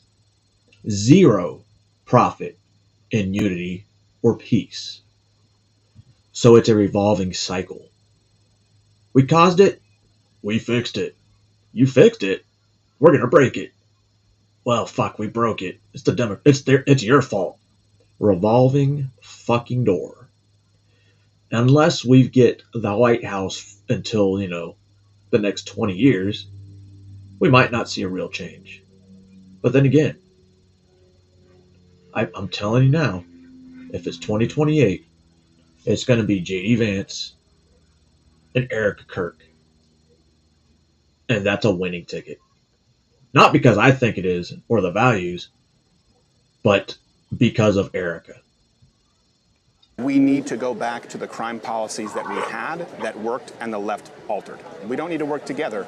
We need the left, these judges, these DAs, to go back to punishing here's my crime. question for you. Yeah. Isn't crime sort of a state issue? I mean, you have state judges, you have state penal codes. These state judges are elected by popular vote. What is the federal government? What can the left even do? What can we even do? So about that would need to come from those in charge in these blue districts. For example, these judges who let people go 10, 15 times. For example, in New York, where DAs, there's no cash bail, there's catch and release. It's literally an IOU. Hey. That black lady that punched Samantha Craven in the middle of the street, fucking broke her glasses, stitches in her eyes. Alvin Bragg dropped all charges against her. So nothing happened to her. Will you come back to court even though you committed armed robbery? Yeah, I promise I will. Free to go, and they murder somebody. The left needs to fix this. We can't, because you don't have the same political violence on the right, and you don't have the same revolving door of crime in red districts. These are facts, and it's not working. You know, if they really wanted to show something, they should pull, like, a Democrat DA, and if he's been in office for a good while, at least 5 years. Let's take a Democrat DA for 5 years versus a Republican DA for 5 years. Review the crimes and review the cases and report the outcomes for each. That's a good comparison, especially if they're similar crimes. Getting tired of it. So those would be the two solutions. But here's a QR code if you'd like to look that up. And Jacob, I really do appreciate you sitting down and having a civil discussion. I appreciate you having me on. And please do go anytime you see it, condemn it, and let people see you condemning those kinds of actions. Because I think you can make at least you can make a big impact in your circle of friends. I mean it. All right. I mean it. Thank you. Thanks for having me on. Thank you, brother. Appreciate it. Be well. You know what? Jacob's all right by me. That was a solid conversation, even though we didn't agree on every detail, or maybe even most details. You can tell that he sat down in good faith, has a good head on his shoulders, heart seems like it's in the right place. We were able to engage. And up next was this strapping young gentleman, Connor from San Francisco. I know what you're thinking, but it's not entirely that. Hear him out. So the premise that I'm asserting today, discussing is, of course, there's violence that takes place on all sides. Right. But the tenor, tone, temperature today, the increasing, we haven't gone more than 3 days with a serious violent attack. I agree. Yeah. Is predominantly coming from the left. That's not by accident, and it's becoming unsustainable for us as a country. If you disagree, you're more than welcome to change my mind. So I guess just to quickly clarify, I can agree that there's been significantly more, at least from my perspective, violence on the left as of late, 100%. But throughout history, I think there's been violence that has occurred from right-wing ideology, left-wing ideology. It has. And so I wonder what's the line, just to kind of clarify before I get into my main claim, of what's the difference between there being violence on the left and then the left as a whole being violent? I guess that's where I want to understand the line. Well, that's fair. And before you get to a claim, because we have a lot of people make claims outside of the topic, I do want to try and stay on the topic today. An act of violence would be, for example, someone on the left, Charlie Kirk, being assassinated. Would we agree? Absolutely. Leftist violence. Okay. Here's the reason that this is such a boiling point. All right. So you remember how I was telling that other faggot to look at Charlie when he's talking? This guy is. First 30 seconds, he's definitely looking at him when he talks. Is because not only a non-elected official, Charlie Kirk, was assassinated in cold blood publicly, directly inspired by the rhetoric of the leadership from the left, the mainstream leadership from the left, to be clear, fascist, Nazi, right? If he's a fascist or a Nazi, then I'm Himmler, because he was much more moderate than I am. Right. Don't let the demeanor fool you. I will sit down and talk with anyone, but I am not moderate by any means. And then the gleeful celebration thereafter. I can tell you, I've never seen more people leave the left. COVID would be number 2. People said, I didn't realize that my friends would celebrate this kind of bloodlust. And then poll after poll, for example, after the assassination in cold blood of Charlie Kirk, the YouGov poll showed that 77% of self-identified conservatives oppose political violence in all forms, only 38% of liberals. And there were other snapshot polls that show that the left supports political violence in from varying degrees, at a ratio of 6-to-1 to conservatives. And after the assassination attempt on Donald Trump, over 60% of those on the left said that it was somewhat to completely acceptable. You do not find an equivalent on the right. Does that answer your question? To an extent, I guess where I kind of want to further clarify. I'm trying to think. So I can agree that When it comes to not conservatives, to liberals, if there is violence, I'm trying to remember what my reaction was. Because I think when it came to the fucking Hortmans, I was more interested in finding out about the shooter. And then with Donald Trump, the shooter, Thomas Matthew Crooks. And then Trump again, the shooter. In Florida. I can't remember that fucker's name. And then you have the shooter for Charlie Kirk.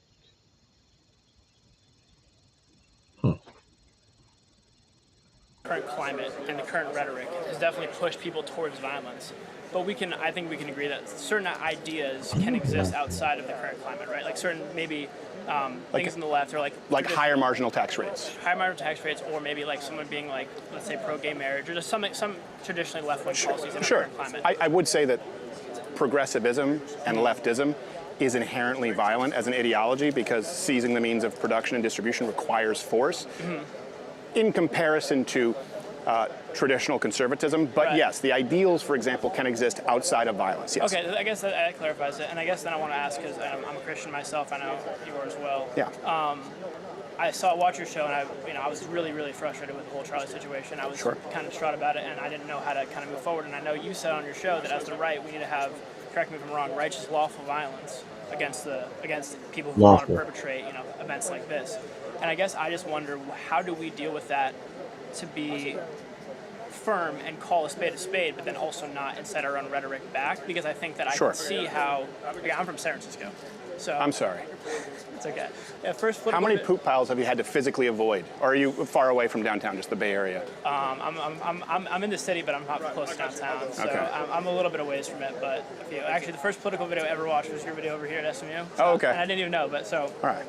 But I guess what I'm trying to say is, where is that line? Because I do worry, again, as someone who wants to be Christian, who wants to, evangelize and bring people to my point of view. Yeah. How do I do that without, again, being like ostracizing, I guess? Sure. I'll tell you where the line is right now. It's the law. Yeah. And what I mean is, and I've talked with people about this quite a bit,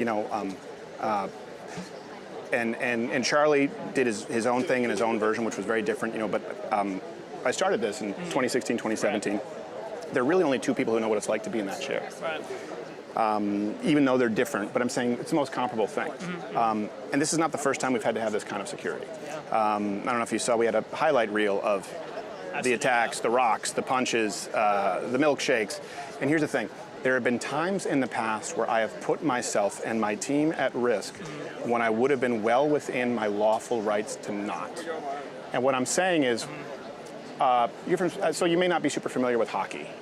Do you? A little bit. Okay. I've seen a few games. So let me draw an analogy for you. What I'm talking about is within the bounds of the law. And the term I used, I believe my words were ruthless, lawful violence in defense of our own. I said righteous on accident. No, it was worse. I said ruthless. Okay. And I don't run from it, and I stand by it.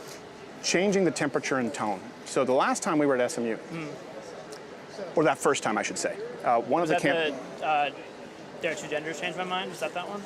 I believe so. SMU was one of the first ones. That was some of the first ones. I was with a sandwich board and a morph suit because it didn't start on campus. I remember you'd walk around with it. Yeah, and then I had someone shove me, and I was like, I can't defend myself. I'm basically a mascot. There was someone who worked there at SMU who said, why do these guys, this was back then, why do these guys need all this kind of security? My dad was my security back then. Really? I know that. He said, Maya Angelou spoke here, she didn't need that. And my dad said to him, he said, and why do you think that is? It's interesting. Yeah. And you could see his face change. And he got it, and he said, we'll get you what you need. Right. Then, unfortunately, we had faculty, and we had people in the administration who made us move. That put us at risk. Yeah. We had the right to be there. We had people come up and commit acts of violence. We had people pick up rocks at, I don't know if it was SMU, TCU, UNT, try and hit me over the head with it.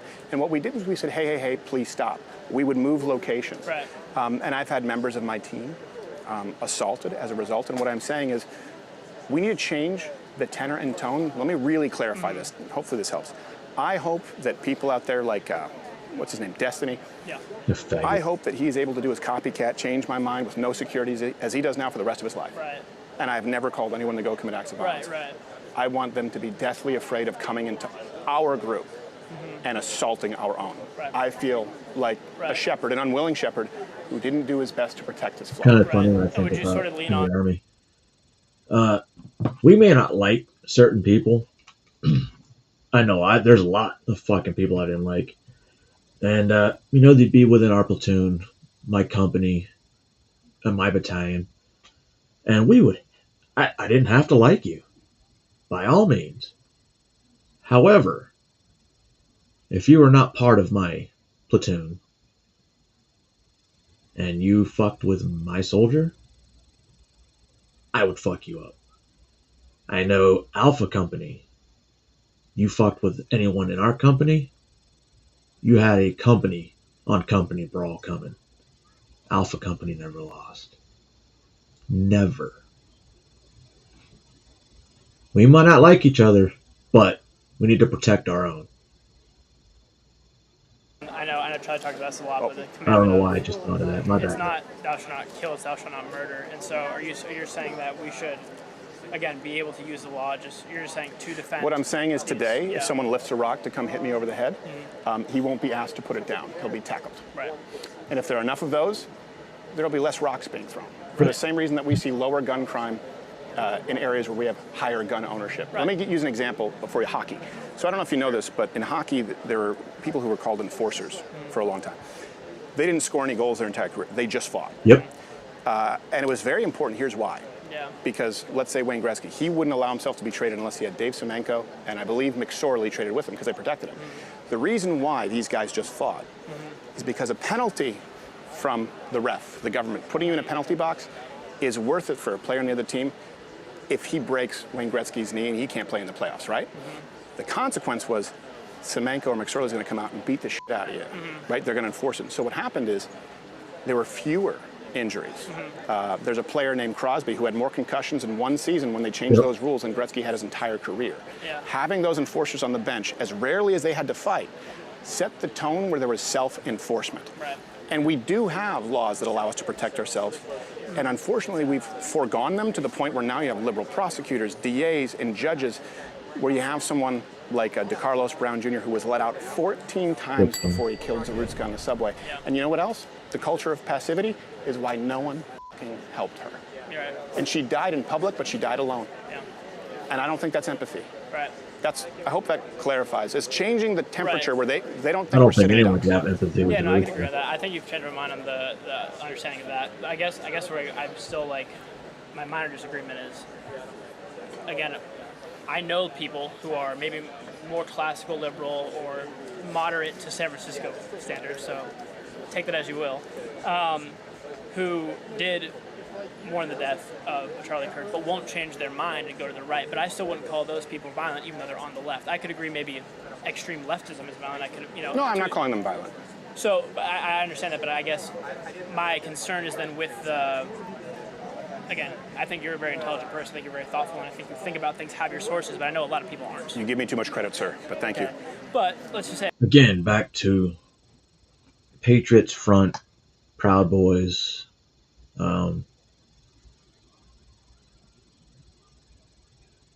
Where y'all at? I know you guys can do it peacefully, except for you Patriots front, because you're basically the FBI. But where y'all at? So big and bad. Where are y'all protecting these ICE centers if the police won't do it? I remember when we had a brother that we'd had to bury over in Fort Riley, and we had the Westboro Baptist Church always protesting.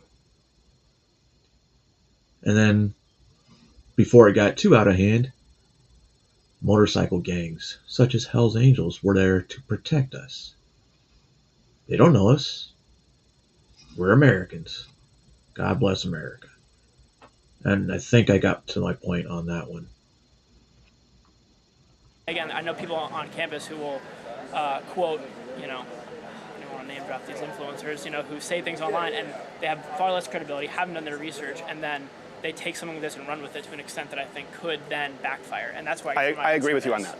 And I think I will say intelligent. I don't know. I'm smart enough. Okay. I'm very careful with my language, Yeah. and I'm very meticulous in my sourcing. Yeah. Why?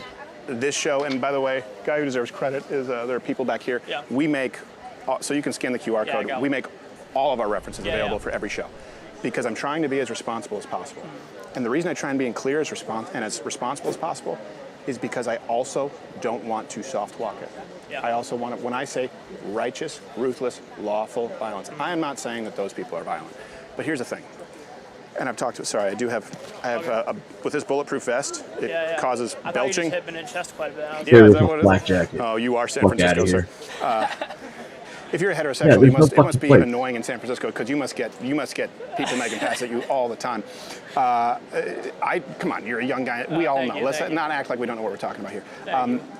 I agree with you. I think there's a real problem, and we call out clickbait culture quite a bit.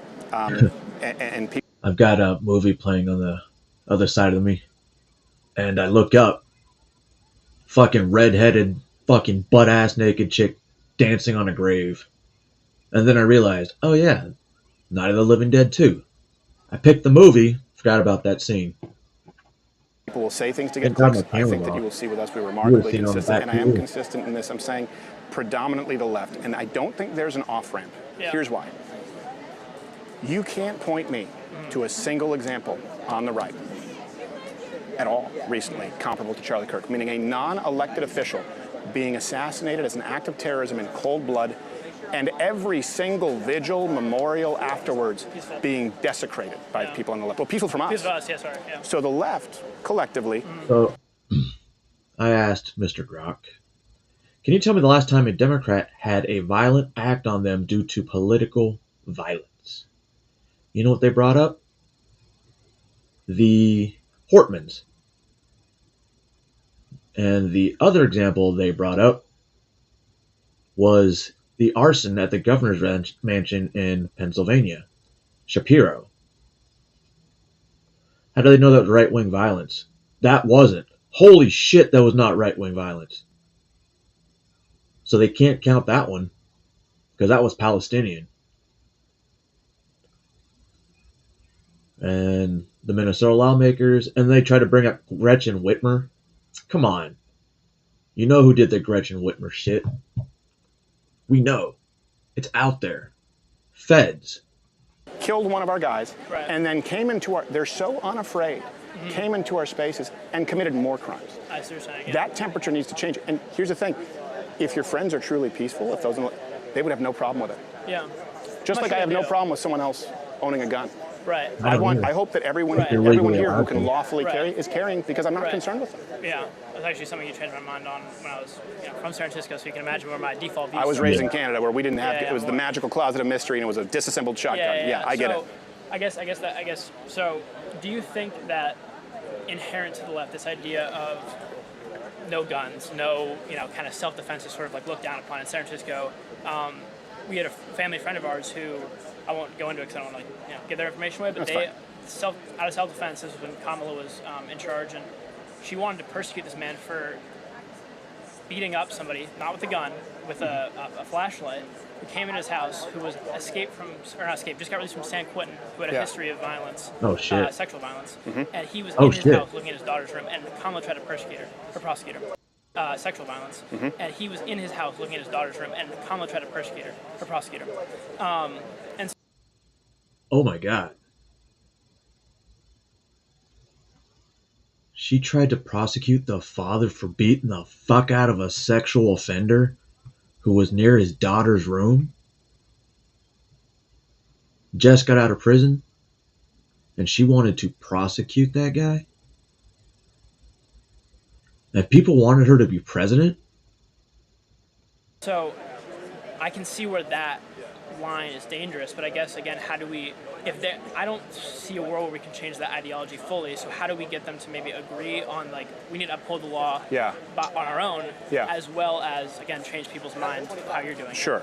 They won't agree. Now, it's funny that you bring that up because there was an example of, and I have dual citizenship. I was born in Detroit but raised in Canada from 3 to 18. A man beat a home intruder at 3 a.m. in his house. Detroit? No, in Canada. Oh, okay. Beat him, and then he was brought up on charges because it was excessive. Mm-hmm. In my opinion, killing an intruder in your house at 3 a.m. who was there to cause harm is not extreme. I don't even think it's immoral. That should be the minimum. He beat him up. Sorry. So this is not an accident. When you mentioned in San Francisco, Kamala Harris, that's by design. The man was released 14 times before killing Zaruska on that subway. Not only that, you know who else we could say that about? George Floyd. George Floyd, I can't remember, 6s and 9s, I have like this weird dyslexia. It was either 6 or 9 times that he was caught and released. He robbed a woman at gunpoint with her child present. And so the left disarms Was she people. pregnant or did she have a child? She wasn't pregnant. Okay. That was misinformation that a lot of people put out there, and we clarified. And that's part of the problem that we're discussing. Right? People go, the truth is enough. It was a 3 or 4-year-old toddler there. That's awful. It's sexier to say she was pregnant. That doesn't make it People any believe better. A lie, and then when you go out, not you, but when people go out and argue a lie, someone on the left goes, see, you believe the fake news. Yeah. Which is why we try and be accurate. But systemically, the left needs to take accountability of their rhetoric. Your friends need to call out their ranks the same way that we do on the right. And we also need to change the systemic soft on crime policy that we have seen. And the reason for that is because if you keep someone in jail, it's racism. If you, for example, force them to post bail, it's classism. So we have repeat offenders committing crimes. So the left will say they're peaceful. Right. But invariably, they always enable crime and violence. Yeah. So is the issue that the policy enables it, or is it that it's inherent to it? Because I can see, not that I agree with, but I can see the perspective of, okay, you know, you can even stand on a veiled Christian argument here where you say, oh, well, everyone's worth redeeming, everyone's worth redemption. Sure. So therefore, maybe we'd be a little bit softer because we want people to be in society, we want people to reform. I agree it's not working, but do you think that idea... I think there's nothing Christian about it. Can you explain that? I don't think there's anything Christian about someone committing a violent crime and not facing justice. Sure, We serve a God of justice. Yeah. I don't think that you'll find anything in the Bible, Old Testament or New, that justifies kid gloves treatment of violent criminals. Right. I will say this, the left wants you scared, dependent, dumb, and numb. Right? That's what they want if they could have their policy because it's a people more easily controlled. That sound like a good portion of San Francisco? It's not. No. Really, it doesn't, considering that we've enabled drug culture in San Francisco. Needle exchange. Oh yeah, They're a my criminal. aunt. You know, we're going to punish the person. She's always been there, as far as I know. When she left Guam, she's a definite not a hardcore, but she's definitely conservative. Very conservative. Text their house. I'm saying She's an San old Francisco, Filipino Detroit, immigrant. Chicago. You see what the left wants, and they want that for the rest of the country. Do you think they do want that? I guess Yes. that's where I'm Yes, I do. struggling. So I think possibly that there are certain politicians who I can name or I think that are doing that. I think genuinely want what was worse for America. I don't think Ilhan Omar wants something good for America. But I do think there are people who I meet, like I've seen the mayor of San Francisco around. I don't think that person, Daniel Lurie, wants those things to happen, but I think he comes from a place of this sounds nice. Oh, like let's be nice on crime, and then it leads to an extremist view that isn't again inherent with the left, but because it sounds like a nice idea. It sounds to me at least. It sounds like I'm not saying it is, but I'm saying it sounds. Oh, sure. At a cocktail party. Oh, like why doesn't everybody just get out of jail and be kumbaya and swing around? Like that sounds nice. Yeah. But I guess that's where I'm wondering. Like I do think some people in their heart of hearts believe that is what they're trying to advocate for, but it leads to more extreme people who do have maybe nefarious. I don't think it's extreme. I think it's mainstream leftism. And here's where I think, because I used to be more like you. I will tell you the difference between the difference between 2008 me, where you can see me with the blue bed sheet on YouTube. There were no Christians on YouTube. There were no conservatives. In 2012 me, 2015 me, and today is it's gotten worse, and I'm willing to have conversations. But I think it's important to separate those who actually want to have conversations. And those who simply want chaos and violence. And I will say that is a fundamental precept of the left. You say you think they want what's good for America. They don't want America. They want something else. Yeah. If you're not entitled to protect your family and your own, that's not American. If you're not allowed to raise your child as you see fit, barring abuse, that's not American. The idea, let's look at, hey, Joe Biden. He said it's an act of evil to not affirm your child's transition. Does that seem like we just have a difference of opinion? He said it's evil. Yeah. Let's look at Kamala Harris. Transgender inmates, taxpayer-funded sex surgery, as well as disarming the populace. Walls. Which, by the way, is part of that $1 trillion that the Democrats want to add to the clean CR. It's a sanctuary state where if you have a 9-year-old wants to transition and you say no, they can flee to his state in Minnesota, and they will hide your child from you to protect them because of the abuse of not allowing your child. Does that seem like these people want America? They want a fundamentally different country. They're good, Jennifer. They don't want what's good for America. They want something other than America. And that's why you need to be disarmed, and that's why you need to be made passive. Do you think that the... Does that make sense? Yeah, it does. It does. It's a really good point. I didn't know the thing about St. Walls. Oh, it's evil. It's evil. Yeah. It's not even the only state. So do you think that... Again, I wonder... I often think... I want to, again, see, okay, you have these left-leaning policies or views or whatever you want to call it, if you're not a policy, or views if you're not a politician. And let's say, you know, you're very, like, pro-transgenderism. I sometimes argue that, well, it's very difficult to have that stance because if I can't say 100% of the time that you're a man, then how am I going to say how I can treat a man or how can I treat a woman? Because we need to have a society that can first observe a universal truth and then therefore.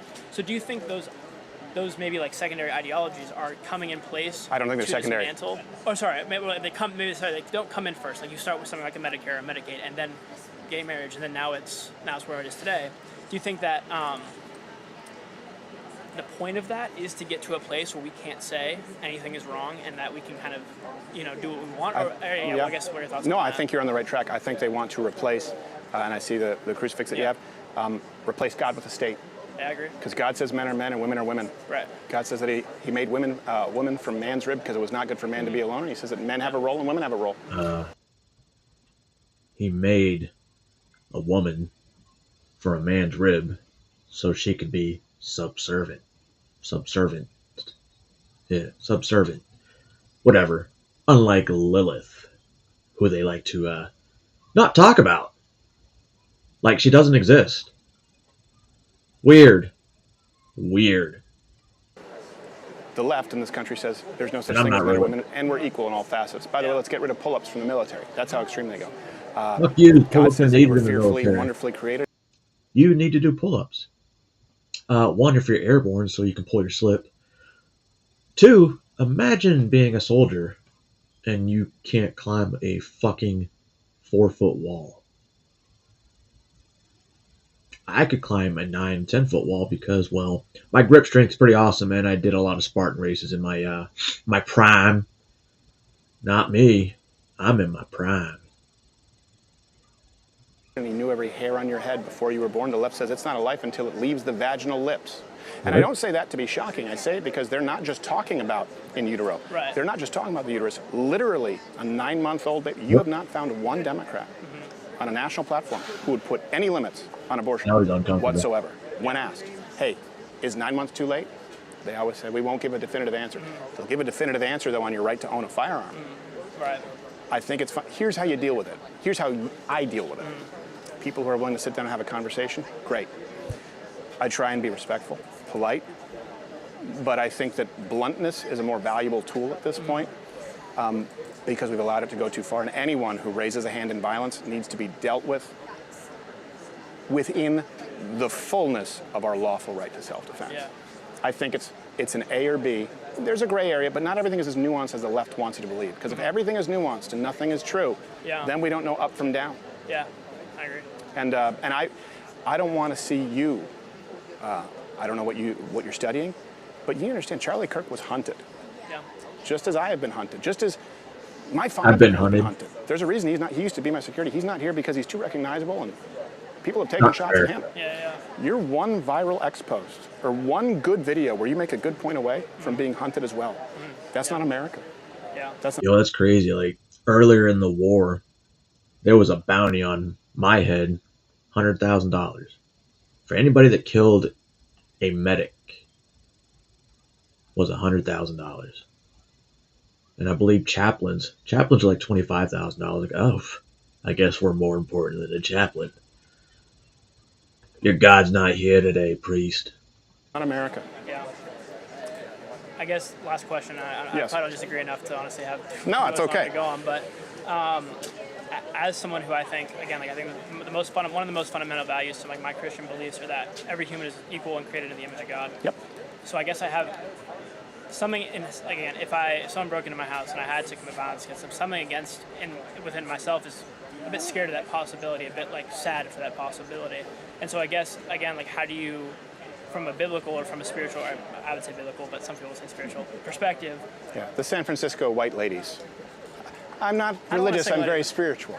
Oh, I am. Just as a demographic. It's okay. I don't want to point your fingers. Someone watched this, and I might know a few of those. But all right, I'll point them for you. How do you deal with that? And how do you? I'm not sad at all.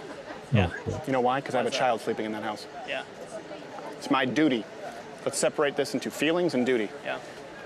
If you have a wife, if you have children, if you have a flock, is it your duty as a shepherd to protect that flock? Yeah. Go fulfill your duty. Yeah. And don't feel bad about it. That doesn't mean that you go out and kill other flocks. Yeah. It's your duty to protect that flock. I had a Christian, someone who spoke Christianese very close to me. Now, I don't want to point fingers. Who said, you know what? And I watched my dad have this conversation. Dad's the best man I've ever known. I use him as an example because I grew up and he always had these conversations. He said, I wouldn't be able to take a life if that man was in my house. My dad said, yeah? What if he's currently mounting your wife? He said, well, my dad said, what kind of a man are you? Right. He said, because I don't count you amongst us. Mm-hmm. And that's what I believe. I don't think that you go There'd out be and so you seek much violence. Absolutely. The most dangerous man is one who's actively avoided violence and has been brought to his front door. Right. I think Charlie Boy, this certainly qualifies.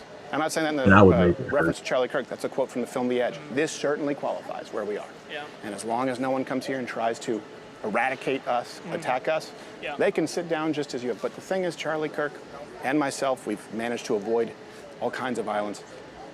People like us sat down at a table and would talk with anyone who would listen. They took his life anyway, and they've tried to take mine. Yeah. So I'm not playing that game anymore. What? I know you stopped for a little bit, but why? Seems a little bit illogical. Someone gets assassinated, then you go back. What gave you the courage to do that? You gotta show you're not scared. I'm different from people. Funny enough, people like Charlie and I have friends. For example, I have a friend, Andrew Wilson, who goes out and debates. His head pops off the pillow. It's like, who can I debate today? Yeah. I don't like it. Yeah. I'm a very unwilling participant. Yeah. I did it because I felt that it was necessary. And honestly, I'll tell you, it was kind of a relief when it got to the point where it was so expensive because of security risks, Yeah, I can see. where I Yeah. kind of alleviated myself. I was like, you know what? Okay, it doesn't make sense. And I always What's wanted up, students to Tiffany? do it. It was always designed to highlight the failure of the institutions. In other words, having these conversations. Yeah, because I would ask students, why do you think this is the first time that you're hearing this, considering that they're going to these great schools, right? Yeah. And then unfortunately, a lot of people, and I'm not talking about Charlie Kirk, who did his own thing that was separate, but there were a lot of other people who copied it and morphed it, and it became about dunking, and it became about making fun of uneducated students, whereas I actually have a heart for them because they've been failed. Mm-hmm. And so because of the security risks, I kind of thought, you know what, I don't need to do it anymore. People have taken it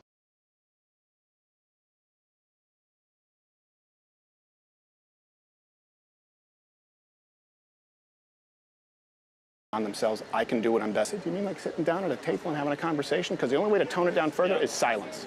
It's true. Yeah, That's really? the reason I'm back here, for better or worse. When I do think when you see Destiny or Hassan Piker or one of these guys going out, they have a harder time doing, for some reason, I don't know what it is maybe, but they have a harder time holding a conversation without being so calm. And with no security, or very little. Yeah. They don't need No, the same dude. kind of safety measures that we Yeah. do. And that needs to change. Yeah, that needs to change. Well, thank you. Was it, what was your Connor. name? Connor. I have a mug Nice at to home meet I you. wish I would have brought. Oh. Do you mind if I get a picture really quick with you? No, absolutely, that's fine. Just in slow motion so that the security guys, you know, you don't want them jumping. What's up, Yeti? I'm a really big fan of yours. So. Thank you, Connor. I appreciate it. Do you think you're going to settle in Texas or go back to California? It depends. I mean, I really like tech and like AI, so I'm drawn to that for the job purposes, but I like living here a little bit better. Stay in Texas. That's where the jobs are going to Maybe be. split the difference in Austin and live on the outskirts. Austin, I don't want to live in Austin. No, I know it's gross too. Thank you, brother. I Yeah, appreciate yeah, it. Thank you. Be well. Be well. You know what, San Francisco aside, I'd vote for Connor for governor of California. There'd probably be fewer piles of human feces requiring an app to track. Up next, and this one's a little bit of a flyer, but we thought we should include it anyway, because why not? Atticus. Atticus. Uh-oh. Nice to meet you, sir. Good, strong name, Atticus. Oh, thank you, thank you. Today, and the reason for all the security that you see here, out of necessity, predominantly the left is responsible for the tenor and tone and political violence to the point that discourse may be irretrievable, which is why we're sitting down here. If you disagree, you're welcome to change my mind. Actually, I don't know if the gentleman told you, I was actually here to try to have a more nuanced conversation about agreeing with you. Okay. If that was possible. Okay. I was actually going to say I'd like to have a conversation in the spirit Right, Yeti? of Thomas Sowell and Larry Elder, where Oh shit. your ethnicity is more important and your culture is more important, and that is not a race issue. Race is more of a construct socially. Sure. You can end up controlling that. The old with your Black hair. Rednecks and White Liberals book. It's a great one. So on and so forth. And even in America, it's a microcosm inside your ethnicity, even regionally, deep south to Connecticut, etc. Even looking at where the term like crackers or honkies come from certain areas in rural, for example, Ireland or the UK. I know Sowell is brilliant on that, where I was like, hey, I guess cracker's not all that offensive. We can use cracker. Yeah. So more or less the conversation I'm trying to have with you is, as white gentlemen, what is it? A very white gentleman. Very, very. I'm reflecting. I know. You give Larry Bird a run for his money. I come from a family of gingers. I don't know. I get some of it in my beard. I But only had the three-pointer, type of thing. But I'm just wondering, inside white culture, if we can call it out, like when we celebrate Larry Elder calling out systemic things that have happened in the past that have caused, the crime rate, etc. What would you say our white culture is? The taking the father out of the home, the putting everybody on welfare for substitution of marriage, etc., violence in music and entertainment. What can white people look back on culturally or historically that's made it since even J. Edgar Hoover's time, where white people are conditioning the Marxism that's leading to all the violence? I mean, Charlie Kirk is the example that this is a Marxist hive. The violence comes out in droves, and when you break it down statistically, 80% of academia is controlled by white people. Yeah. And I'm not trying to be I voted Trump 3 times. This isn't some closeted trying to have you into a race conversation. No, and I can't spend too much time on it because we do need to have the discussion about political violence. Curious, is your question, just make sure that I understand this correctly, what is the white equivalent in, for example, our culture taking accountability, like the black community for pulling fathers out of the home? What should we take account for that maybe has veered us on the wrong track? More causation than correlation. Okay. Well, I would say, actually, funny enough, one of them would be taking fathers out of the black home, because that goes back to Lyndon Johnson and Model Cities, the Great Society program, where we changed the modern welfare state. I would also say it goes back to the 19th Amendment. And I don't mean women voting, but a big change in this country, a lot of people don't realize, because if you say that, they say you're saying women shouldn't vote. That's not what I'm saying. Right. Before that, not all men, very few men had the right to vote. You had to be a landowner. You had to pay taxes. You had to obviously be, there was mandatory enlistment or selective service, the draft. Bro, mandatory. Imagine if it was like Starship Troopers, right? Service earned citizenship. Bro, that would be wild. You know how many fucking congressmen couldn't serve? They couldn't vote. Kamala Harris couldn't vote. Joe Biden couldn't vote. Donald Trump couldn't vote. That would be funny. Bucket duty, which is voluntary firefighter service. Yep. So voting was actually a duty that came along with responsibilities. And basically under the guise of, hey, equality, but actually there was a socialist movement saying, women, you're going to get the vote. I think a lot of people don't realize most women didn't want the vote. It was over 90%. You can find all kinds of pamphlets from anti-suffragettes. And the reason why women didn't want the vote is because they were saying, well, we don't have to be eligible for the draft. We don't want to have to pay taxes. And basically those in power, they said, no, you're not going to have to do any of those things. You'll still get the vote. And there was a period of time in this country where women had the vote without having to fulfill those obligations, and men still did. And so I think that was a big turning point in voting from someone else in your own self-interest, and that opened the door for people who, for example, never work, never contribute, never serve their country, voting to take from other people. And, that's effectively a slow march towards socialism. I think that's a big part of it. Would you agree with that? Absolutely. Yeah. I would agree with that. I would also put back on you, where do you see the systemic cause of the how would you call it, the empathy to detriment inside white society also, because I'm a single father. My daughter, she's 16 now, been just me and her whole life. And God bless you. I know that's tough. Appreciate that. And I see, if I may be so bold, I see very unhappy, childless, angry white women controlling all the narratives inside the school system. She is now starting to be homeschooled starting Thursday because I just can't deal with it any longer. So I'm just wondering where that comes in. I agree with you completely. I know where you're going, and I agree with you. So, I agree with you completely. Yeah, if only men voted, and again, this is not saying that women shouldn't vote. Yeah. If only men voted, we would not have men and women's sports. We would not have catch and release on crime. We would not have cashless bail. We would not have these, I guess you could say, Marxist policies based on empathy, which, by the way, also ends up foregoing the necessary empathy for the real victim, right? Soft on crime victimizes real people. Yes. Yeah, and that is because I think that a lot of people, look, it is white suburban women who elect Democrats in this country. What's crazy to me is, I assume you're a God-fearing man, to whatever degree. Yes, sir. You look around your church, okay? You look at the women in your church, and assuming it's even a conservative church, there are still more women in your church who vote Democrat than atheist men in most municipalities. It is a real problem. There's been a feminization of the church that has failed men. I would also say Ronald Reagan knew it was one of his biggest mistakes, no-fault divorce, and the custody laws that we have, something you may want to look into, and that we may play an active role in pushing in Texas in a way to fix it. Kentucky changed divorce laws to automatic 50-50 custody. Oh. Divorce dropped by 20-something%. I believe it was 27 last time I checked. Yeah, I saw that too. That was overwhelmingly popular in the Texas state legislature. That's pretty smart. Someone punted it. We're working to find out who. And I think we'd be on this. Yeah, there's a lot there that we need to take ownership of, and if we're going to say what, quote unquote, white people. Yeah, I'm I using understand race as an adjacent to ethnicity, culture, and even that's regional, but still ends up creating everybody in academia leaning towards Marxist, progressive, and now they've even, if you go on Grok and ask how they identify, there's even a new identifier which is radical, progressive, radical leftist, and this is at 30%. Do you know, I had a girl who sat down here, Madison today. Yeah, that's my daughter's name. Oh, okay. Well, hopefully yours is much better. She said that the CCP of China, she said that was conservative violence. Yep. She said communism is conservative because Karl Marx was a conservative. I tried to get out of that conversation as quickly as possible because you're not going to make any headway with that. You can't. She said that premise is wrong from the beginning. And there was nothing I could say. Yeah. And that person's going to vote. That person's likely to become a professor. Yes. You said your daughter's 16. Yes. And you've been she's with you. She's with me.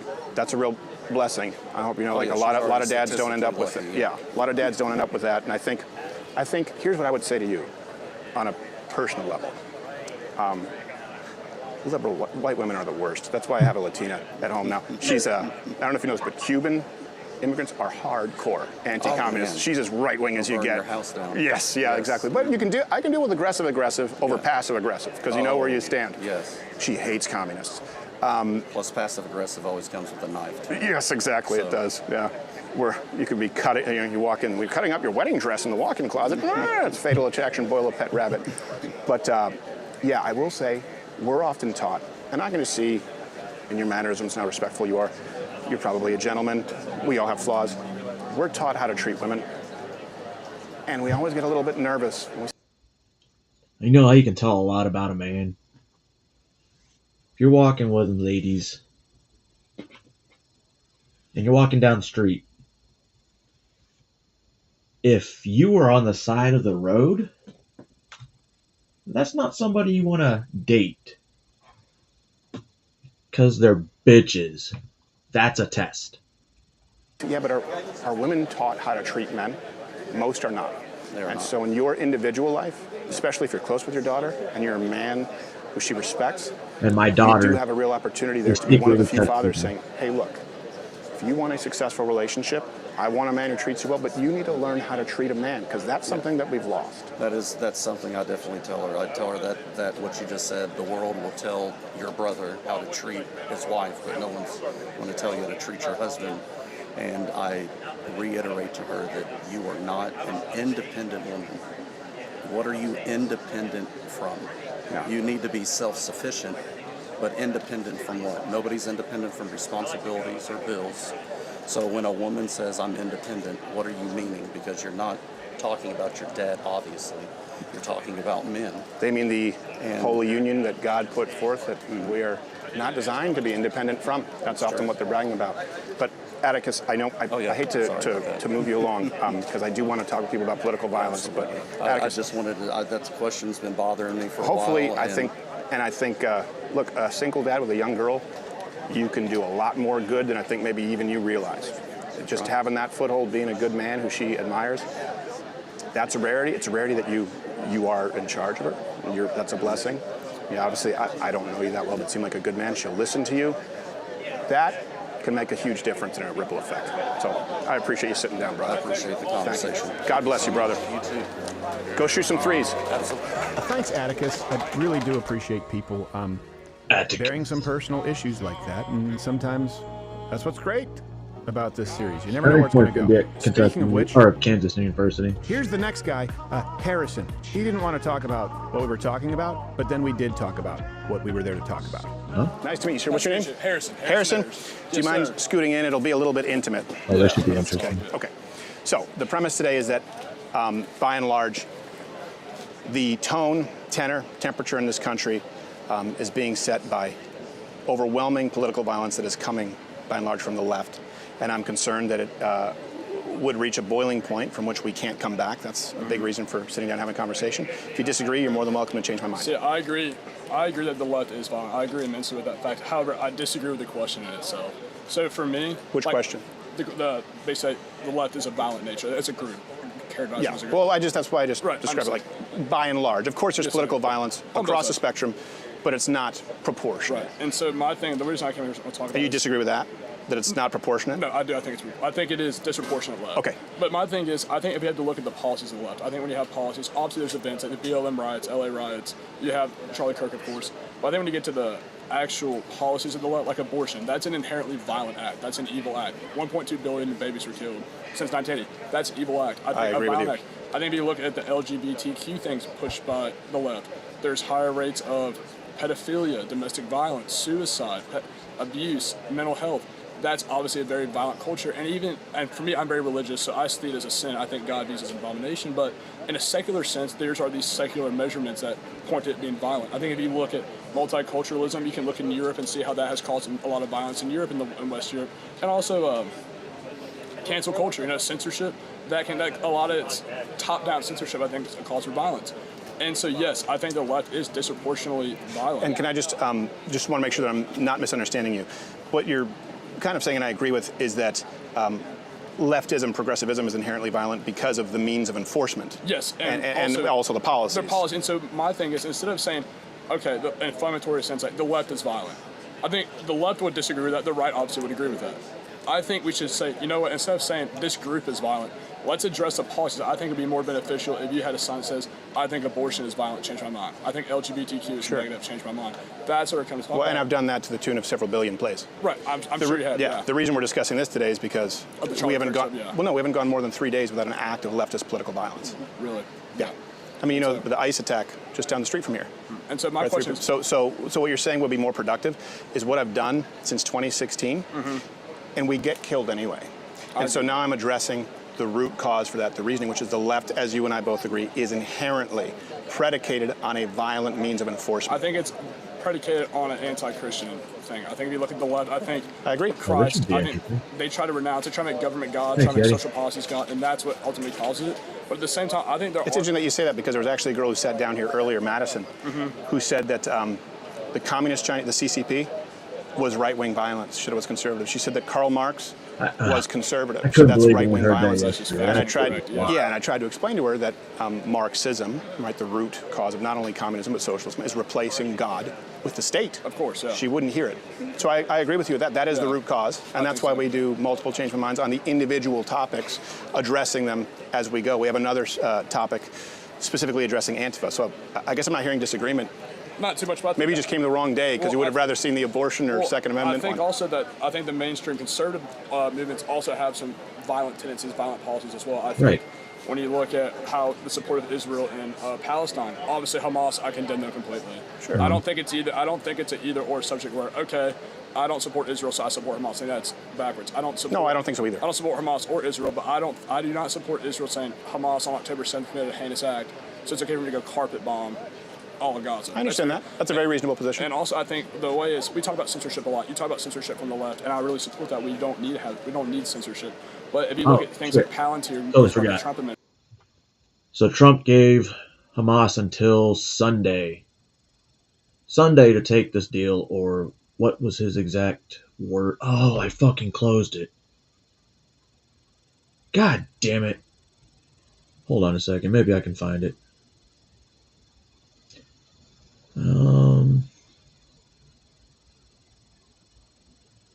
What word did he fucking use?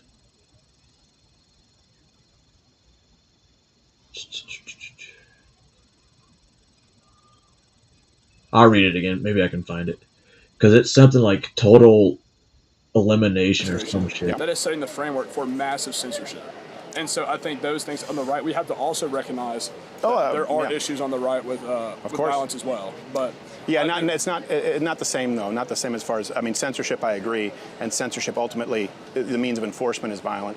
And I would even go to the TikTok policy, where you see Vivek make a flip-flop policy, right, where they realize that it was a threat, and then all of a sudden they're pro, and then now there's an American company. I'm sure you're banned on. Aren't you streaming on Rumble? I'm sure you're banned on multiple things, aren't you? Yeah. Well, I was the first one demonetized on YouTube, and then I've been banned from TikTok. Yeah, you, Nick Fuentes, Tucker Carlson, those people face censorship all the time, and I think that's very impactful. And I think but what we're addressing today is the temperature, culture, and those. Here it is.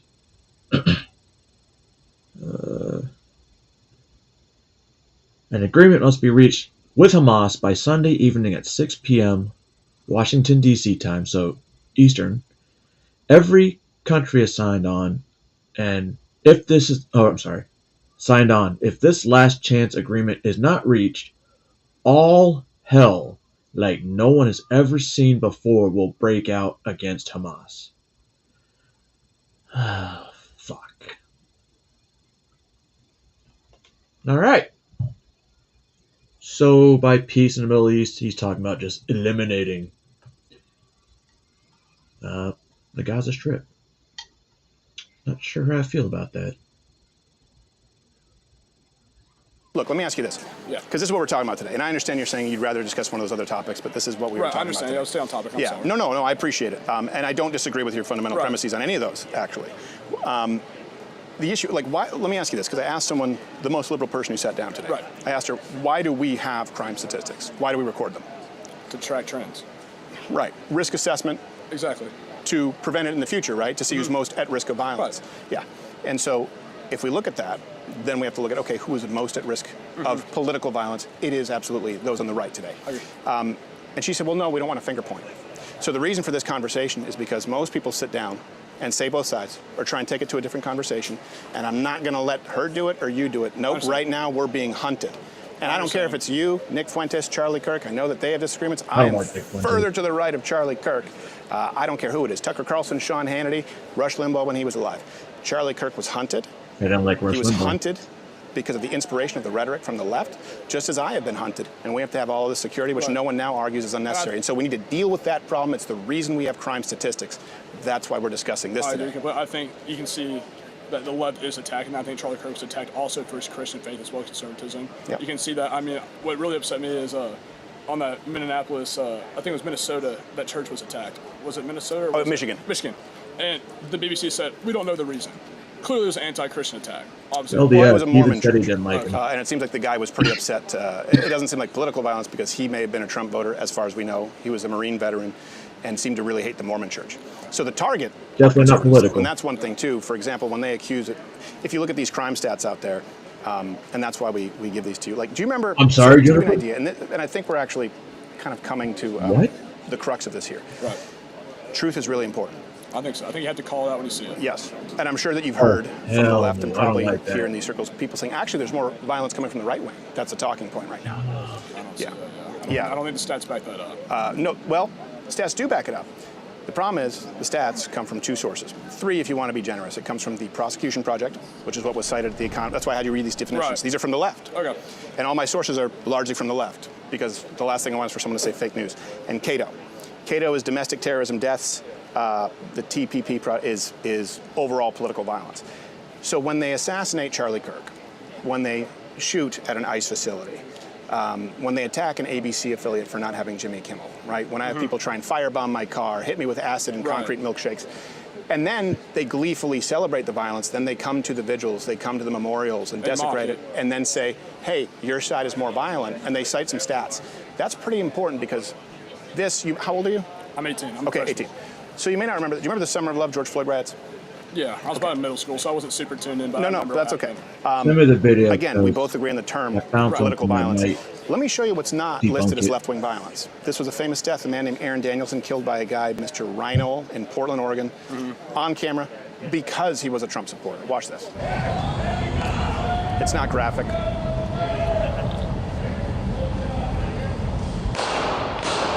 Clearly that's political violence. It's not listed in any of them. See, that's why I think that is awful. My question is to you. And why do you think it isn't? Because it doesn't fit the agenda. Right. It doesn't fit the agenda. And that's the reason for the topic. Yeah, send me the And that's video my and I'll question tell to you what I is, found. You say the left is more violent. I agree. Yeah. How would you say that the right needs to turn it up with finger pointing, or do you think they need to? How do you plan on solving that? That's where I feel like that's really the two avenues. So it's not finger pointing. It's identifying the problem. Is my view. I don't think it's finger pointing if it's an overwhelming problem. And then especially, you can't be accused of finger pointing when the left goes, you commit more violence. Sorry for this, I'm just making a point. And you go, but wait, you didn't list that. The Waukesha, remember the man running over those at the parade, black supremacists? That's not political violence. All of the damage from the Summer of Love, not listed as political violence. 37 people died, right? There was $2 billion in damages, not political violence. Would you believe that the person in charge, the author at the Prosecution Project, that is cited and disseminated by The Economist and Newsweek, he was actually arrested on January 20th with the anti-Trump protests because there were about 200-something people arrested for committing acts of political violence, and he didn't include that either. That's the author of this study. It's very skewed. I don't disagree with that. But my point is, they're finger pointing and using it as a justification for continued attacks. So what's the solution? Well, identifying the problem. Identifying the problem. And then the only way we get out of this, and I think we would both agree that we want to avoid some kind of civil conflict war, right? Well, I think Christ says, like, not to turn violent. Obviously, stand up for what you believe in, but as a Christian, I think we shouldn't turn to violent measures unless, like, your family or something like that is being. Yeah, a shepherd needs to protect their flock. Right. Yeah. And I'm not advocating that people go out into the streets and commit violence. Right. I'm saying it's an inevitability, unless what the left needed to do when Charlie Kirk was assassinated, and they would have to do this within weeks, is condemn it immensely. Is not only condemn it, is go, whoa. We have labeled those on the right, Charlie Kirk, and I understand you said you're a Nick Fuentes fan. My God, what would they say about him, right? Yeah. We have labeled these people fascist, Nazis, racists, homophobe, sexist, transphobe, genocidists, right? All of that. Right, just and buzzwords. people out there believe it. And you know what? You can't deal with a fascist at the ballot box. And my God, we've also said that Donald Trump will never relinquish power, and we've tarred and feathered half of this country because it's the voting public. We're sorry. We need to tone it down. We need to do better. And then combine that with reversing all the soft on crime policies that we see from the left. I think we saw that. Because that enables it. Like the Ukrainian girl, I don't know her name, unfortunately. Zarutska. Yeah. But that man should have been in jail for life 10 felonies ago. Yeah. The fact that, you know, else should have George Floyd. Yeah, he was a career felon. Yeah, and, I agree with you. And so the thing is, like, I think. But those are the two solutions. Right. Those are the only two. And by the way, I think that the right needs to be ruthless in exercising their lawful right to self-defense. I think so too. I think you should have the right to defend yourself, but also. We haven't. I think the right should set not finger pointed, but stand up for the truth. Like, we have to recognize that the DEI standards of justice are not appropriate. Yep. I mean, I understand it. We do though. And things, it has to be more intense because that girl died for a felon. I mean, bro, this dude is well, the justice system is racist. unfair. Well, on per capita, African Americans commit 40 times more violent crime than whites per capita on a sheer number basis. It's like violent crimes. Yeah, I'm not familiar with that stat, but I do know that a white person is 12 times as likely to be killed by a black person than vice versa, as far as the murder the stat. problem is, if you point those things up, they say, okay, well, you're a racist. You're a racist. Fascist, right? This dude's a I think total the racist, right has to be though. like, if you call us that, we don't care. If you call us that, it doesn't matter. I agree. Bro, I 100% think this guy loves to use nigger with the hard R a lot, and not in a good way. He just looked like, and then I listening to him talk, he got super excited about this. For what it's truth. But my question is, you said the. But do you agree with those solutions? The accountability, the changing the tone, the. No, because with my Grok, I've actually argued with him, and I've been told I was right. I was extremely right when he tried to say something, and no, dude, this is how it happened. So Grok is always pretty close, but I've had it to where, because it learns AI to think outside of the norm, so to speak, to use all sources and then let me see it. Reversing the soft on crime policy, I think it's and the right taking the approach of lawful self-defense where we've afforded grace before. That's a three-pronged approach. I think it's partial. Very probable, but I think it's unrealistic. I don't think the left will condemn it. But y'all gotta think, Israel's full of shit. I think you're right. So the question to me is, while it's ideal and that's great if they do condemn it, if they don't, what's your next step? What's the next point? I'm doing it. Just condemn it, continue. Just continue. I'm continuing. I agree with that. Because when they say tone it down, from what? From sitting down at a table and talking with anyone who will listen? The only way to tone it down from here is silence. Right. I think. I know that you're an energetic guy. I think you've been respectful. Hopefully you think I've been respectful. I thought it was a great conversation. This is what I've been doing. They've tried to kill me anyway. And they did. The one that you saw that got through killed Charlie Kirk. Right. So when they say tone it down, what they mean is shut the fuck up, don't they? I don't agree. I don't agree with that. At some point. No, I mean, you don't agree with them, but you agree with the sentiment. That's, in other words, if they say you can't do this, tone it down, well, where do I tone it down? Yeah, and as Christian men, we're not called to sit there and tolerate everything. I think as Christian men, obviously we're supposed to be meek, to be gentle, but also Christ calls us to be a lion for our faith. I think one of the popes said toleration of all religions, toleration of evil is the same as atheism. So I agree with your take. I know. Juniper, I honestly believe Bibi is going to have a really, really bad time coming up. He's about to have a really bad time when that ICC gets a hold of him. And U.S. has no choice. It's probably not entertaining for the viewers because we kind of agree on most stuff, and so. No. But I agree. appreciate. I think really what I think is I think it has to come through a spiritual. So I think it's a spiritual battle. Yeah. And I think honestly the left is very atheistic, and I think the only way you won't get them to condemn because I don't think they feel sorrowful. I think the only way to really make the lasting change is through a Christian revival, which I think is happening. I mean, if you look at Gen Z, Orthodox, Catholicism, Christianity, it's all on the rise. I think that's the only way to really stop it. And are you Catholic? I'm Orthodox. I actually switched from Methodist this summer. I'm so Orthodox. It's funny. I've actually been. I'm not saying that I've converted, but I have a friend, Andrew Wilson, and he's Orthodox, and I've been going to actually an Armenian Orthodox church. Yeah. Not that I'm saying I'm there yet, but because I do think that the sort of whitewashed Protestant church in this country has become feminized and has failed. It's weak. It's gentle. It's too weak. It's failed its constituents, and it's led us like lambs to the slaughter. And so I do understand, look, it doesn't mean that I'm there yet and agree with everything, but the truth is if there's so many factions, that means even if one individual or one church isn't complete, it means one is more right. And I do understand, too, with Gen Z, like when I started this in 2008, there were no Christians on YouTube. There were no conservatives. Right. I literally got the first... millennial age was not Christian. My first 10,000 subscribers, I literally... No, I think when I first... And I was deployed, and we get, access to the internet every once in a while. I used Facebook only to play Farmville. And I used YouTube only to see music videos. Little did I know, Farmville would end up sucking, and YouTube would be better than TV. Found someone who did gun reviews, and I direct messaged my first 10,000 saying, like, hey, I noticed that you like the Second Amendment. I think maybe you might like some of my content. And I did Crazy Pete's Abortion Barn, where with a blue bed sheet, I did a used car salesman selling abortions, reading from Planned Parenthood. The second one was a Quran challenge. I got a fatwa on me right away. But back then, there were none. And I didn't, what I didn't expect was to see this kind of a swing, although I've always been pretty consistent, where I always said, when you whitewash Christianity, it's too easy for someone to come back with an argument and go like, well, God killed millions of people. I said, well, that's true. It's not just a God of agape love, it's also a God of justice. Sodom and Gomorrah do exist. Yep. And I've seen that change with Gen Z, where they're not just more conservative, they're more aggressive, aggressively Christian conservative and steadfast in it, where they don't want this sanitized version that they know is not truthful. Right. And I appreciate that about a lot of young Gen Z men. I'm glad to see it, because there was, pre-baby boom, and then there was baby boom through Gen X, where everyone was just Salt. a Yeah, soft. And I appreciate, whether we agree on everything or not, I appreciate your generation picking it up. Oh, yeah, you'd be I surprised. very strongly believe. So, like, You wouldn't obviously, know. you have to stand firm in what you believe in. If you don't stand for anything, you don't. It doesn't matter, because these people do not play by the same rules that we have played for the last 30 years. Yep. They're violent. They have. No, when we were deployed, we would actually order steroids from Europe and have it sent to us, like illegal steroids.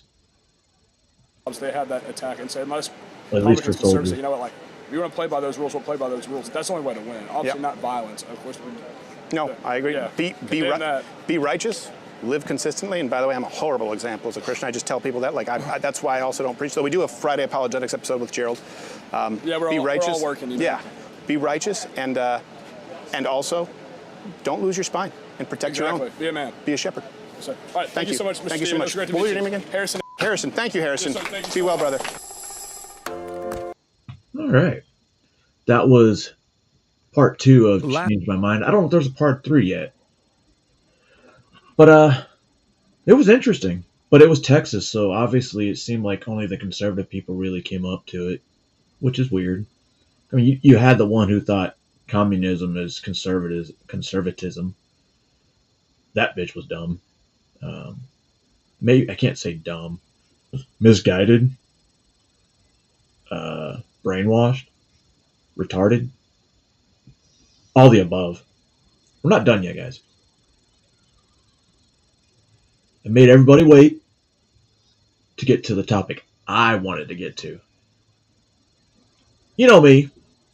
When I'm not really doing anything, I play video games and I put music on in the background. Because nobody's home. It's just me. What am I supposed to do? Jerk off until everyone comes home? I mean, it's kind of fucked up.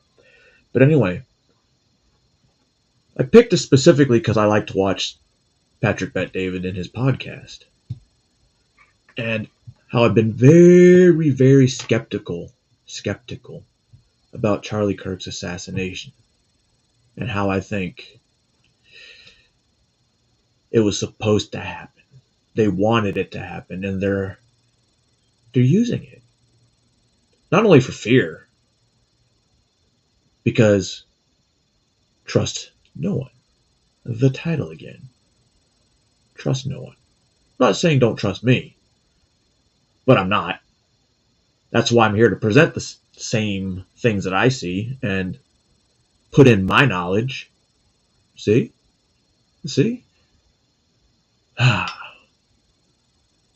And you have to make the decision for yourself. So I'm not lying. I'm just saying what I know and what we see. What I see. It's called reaction. Right, left, right. Left, right, left, right, left, right, kill. Oh, my bad. My bad. Last week, we showed a clip, maybe on Monday, the Range Day Bro clip. Guy on Manek sends me a message saying, Pat, that Range Day Bro clip you played was great, but a guy just sent me something showing a complete different thing. Fast forward the Range Day Bro clip to about 4 minutes. Keep going, and go a little bit more. Okay, back up a little bit, Rob. Back up a little bit. Where it shows the headset on Charlie's ear. Go back. Let's see if we're going to see it or not. Go back a little bit. So he's showing this part. Ah, man. Okay, right there. Play it from right there, Rob. Comes in. I don't see a bullet coming in anywhere. In that circle area, let the blood splatter go down, then up, and then the exit wound emerges. You're also going to find out this guy talks out both sides of his mouth. He'll say something like, the FBI is lying, the official narrative is lying, and then he'll say, I'm not accusing anybody of anything. What matters is that the official narrative is not true. See that, Again, that whether thing the that comes FBI out, it knows looks like or it's not that blood, they're right? lying. They will say it's 100% conclusive, or it's already been proven. It looked like blood. Even we thought it was blood, right? Now, Rob, go for it. Oh, you know what? Maybe I need one of those plaques. How do I get one of those, YouTube? Can I get one off Amazon? Huh? You like that? And then I'll pretend like I have a bunch of thousands and thousands of viewers, because I hear you could pay for that now. Who would do that? Weird. I don't know why. Fast forward at a different angle with him. Just fast forward the clip, and go until he shows the angle. Keep going, keep going, keep going, keep going, keep going, keep going, keep going, keep going. Okay, right there. Go back about 20 seconds. Okay, play it from right there. Go ahead. So we're going through here step by step, frame by frame until we find it. So that right there, you can see his reaction right here. So this is what I believe to be the first frame capturing his reaction of anything from the bullet. So now here, when you look around his ear, I believe that is one the of those wire. earpiece, like, for you know, his the wire earpiece, when you and speak. it's often a transparent type wire. Now let's go ahead Yeah, one so more he can hear frame. himself. And other That videos. comes up, so it looks like it's here blood. now behind him. That is certainly not blood splatter like this guy falsely claimed. And also, where's the blood dripping that he was claiming was dripping on the side of Charlie's head? There is no blood there because there was no entry wound here. That's his One more opinion, frame. You can see that it was up in the air. You can see it's still right I there, never still thought that vertical. was an entry or exit wound. And now Whoever it's said that right there. It just flung behind his head, and it's kind of going diagonal right there. And keep your eye right there on that spot. You're going to see it disappear on the next frame. See, it moved up and gone already because of the force of the impact. Now, nowhere here is there any type of entry wound. You would have seen an explosive entry wound by now, just like we did from the views from the front, which shows that there was absolutely 0 shots hitting Charlie from this side. So anybody that tries to show you a video from Pause it right there. Okay, so remember, guys, this is why I love what's going on right now. Because everybody is what? Reacting to whatever they have and reacting to whatever they have. Tom, when you see this, what do you think about? Well, I want to see all the perspectives and all the angles. I don't want to keep seeing, you know, Charlie and the moment of passing there. But I want to know for sure what's up. I want to know for sure what's up. And everybody that is a forensic analyst is saying the same thing. They said, that does not look like an entry wound on the front of his neck. That does not look like an entry wound. That looks like an exit wound. You have hunters that have talked about this. You have people that are coroners that have talked about this. And so the question is, okay, how did such a cataclysmic wound happen there? And you know, the bullet, Man of Steel, was lodged in there. Okay, is somebody going to do ballistics? So I'm waiting for conclusive data from a real investigation, other than, hey, his DNA was on this firearm. Okay, but had the firearm been fired? You know, and do we have ballistics on the bullet that you said was found in his neck? So many questions, so few answers, coming from the people we're supposed to trust. This is why people are trying to move away from Candace Owens.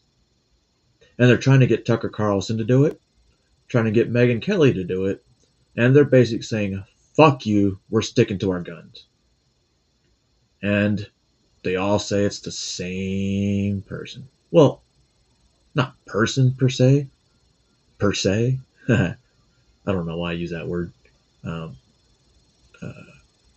Country. Who likes some juice? It's all the juice. Apple juice. Israel juice. Get it? Juice? No? That's why I put the juice icon. Just below the skin. I want to see all these angles, and I'm glad that one is keeping others in check. But man, that's an exit wound from the front. That's my opinion. I disagree. Based on the folks that I'm watching who are experts in these kind of forensics. And so the question is, how do you get that kind of a wound? Vinny. I'm with Tom 100%. They're claiming, this is the FBI and everybody, that it was the 30-06. It was not a 30-06. The official narrative is not official. And this guy is just another, and I get 100%, it looks like an earpiece, but from anybody that shot guns and knows about this type of thing, that if it was a 30-06, it would have been a completely, it would have been disgusting. It would have been a lot worse than what you guys saw, number one. Number two, all this footage, just cameras, camera phones sucked in, and it's blurry. The main footage is the HD camera that was sitting behind Charlie shooting down, capturing him and the entire crowd. But somebody from Turning Point grabbed it, was all sneaky with it, put it in a hat and give it to another guy that ran off. And we're supposed to just take their word that this guy handed it off after he looked at it and gave it to the FBI. I'm sorry. I don't believe the official narrative. You called the school. What happened called when you called the yesterday. school? I called, and Amanda was with me. She recorded it. I called UVU, and I called to the main desk, and I said, "Hey, I'm with such and such." I made up a thing, and I said, Oh, this is crazy. "I'm trying to find out if you guys, because the construction that's happening right now is unbelievable. It doesn't even look like what it is right now. Okay, doesn't make sense." I said, "Who do I talk to? You guys just had, and I apologize. You guys had the biggest assassination since JFK on your campus. Was there?" You know, it's funny. I was thinking, like, nobody ever mentioned there was construction going on at the school. None of the news sources. Scheduled construction on the exact site where this happened. Can you comment on that? He goes, let me direct you to the right place. Your conversations, you're typing sends me to like maintenance or something like that. And it's a female that picks up, and I go, "Hey, I'm so and so with media." I go, "I'm just curious. Did you guys have construction set up?" Whispering, talking to the. I can't talk to you about that. I go, no, hold on one second. I don't need information about the shooting or nothing like that. Did you guys have scheduled maintenance? Because I would assume that if it's an assassination at this magnitude, you would leave the crime scene for potential bullets, potential fragments, other things to recreate in the scene. There's stuff in that ceiling, that overhead, Pat, that there's cameras, there's an opening that you could get in there. I'm like, how is this normal? Who made the decision? I can't say anything. Let me give you the information to our VP of Strategic and Communications Management. I called her 3 times. I don't even want to say her name. I called 3 times. Nobody picked up, and I left a message. I'm just trying to figure out with this type of magnitude. And you know what's insane? For how many minutes after, not one police officer went there and secured the crime scene. Yeah. I've watched multiple videos. I've watched aftermath of videos. I saw people coming and stealing hats off a truck and throwing them. Some guy's like, "What the hell are you doing?" There's no way this type of cover-up. And the fact that when you That's a fact. That you law enforcement should have shown up and taped the Why scene. didn't they? And you know what's crazy? Just like Butler. They were Why there, though. didn't they? I don't know, but you know what's crazy, Why would Pat? they? I saw The feds a were cop, on the scene, one right? cop basically had his gun drawn while they were bringing Charlie, God rest his soul, to the vehicle. Your job, bro, is to go... This idiot, and by the way, Candace yesterday was talking about this guy, Pat. She knows him. She goes, never has this guy ever been around when we were on tour. This who? Back up a second and say who we're talking about. The guy with the camera that was taking the SD card Who out. stood on the chair. Who stood? Think about this, guys. It's a crime scene. You're moving the chair that he was shot. There's probably evidence in there if there was, God forbid, a bullet in there. He's climbing up there, moving everything, and nobody's saying anything? Common sense 101. You're touching the crime scene. That's the main event. That camera has everything. Okay, and I'm sorry, people are like, who do you trust?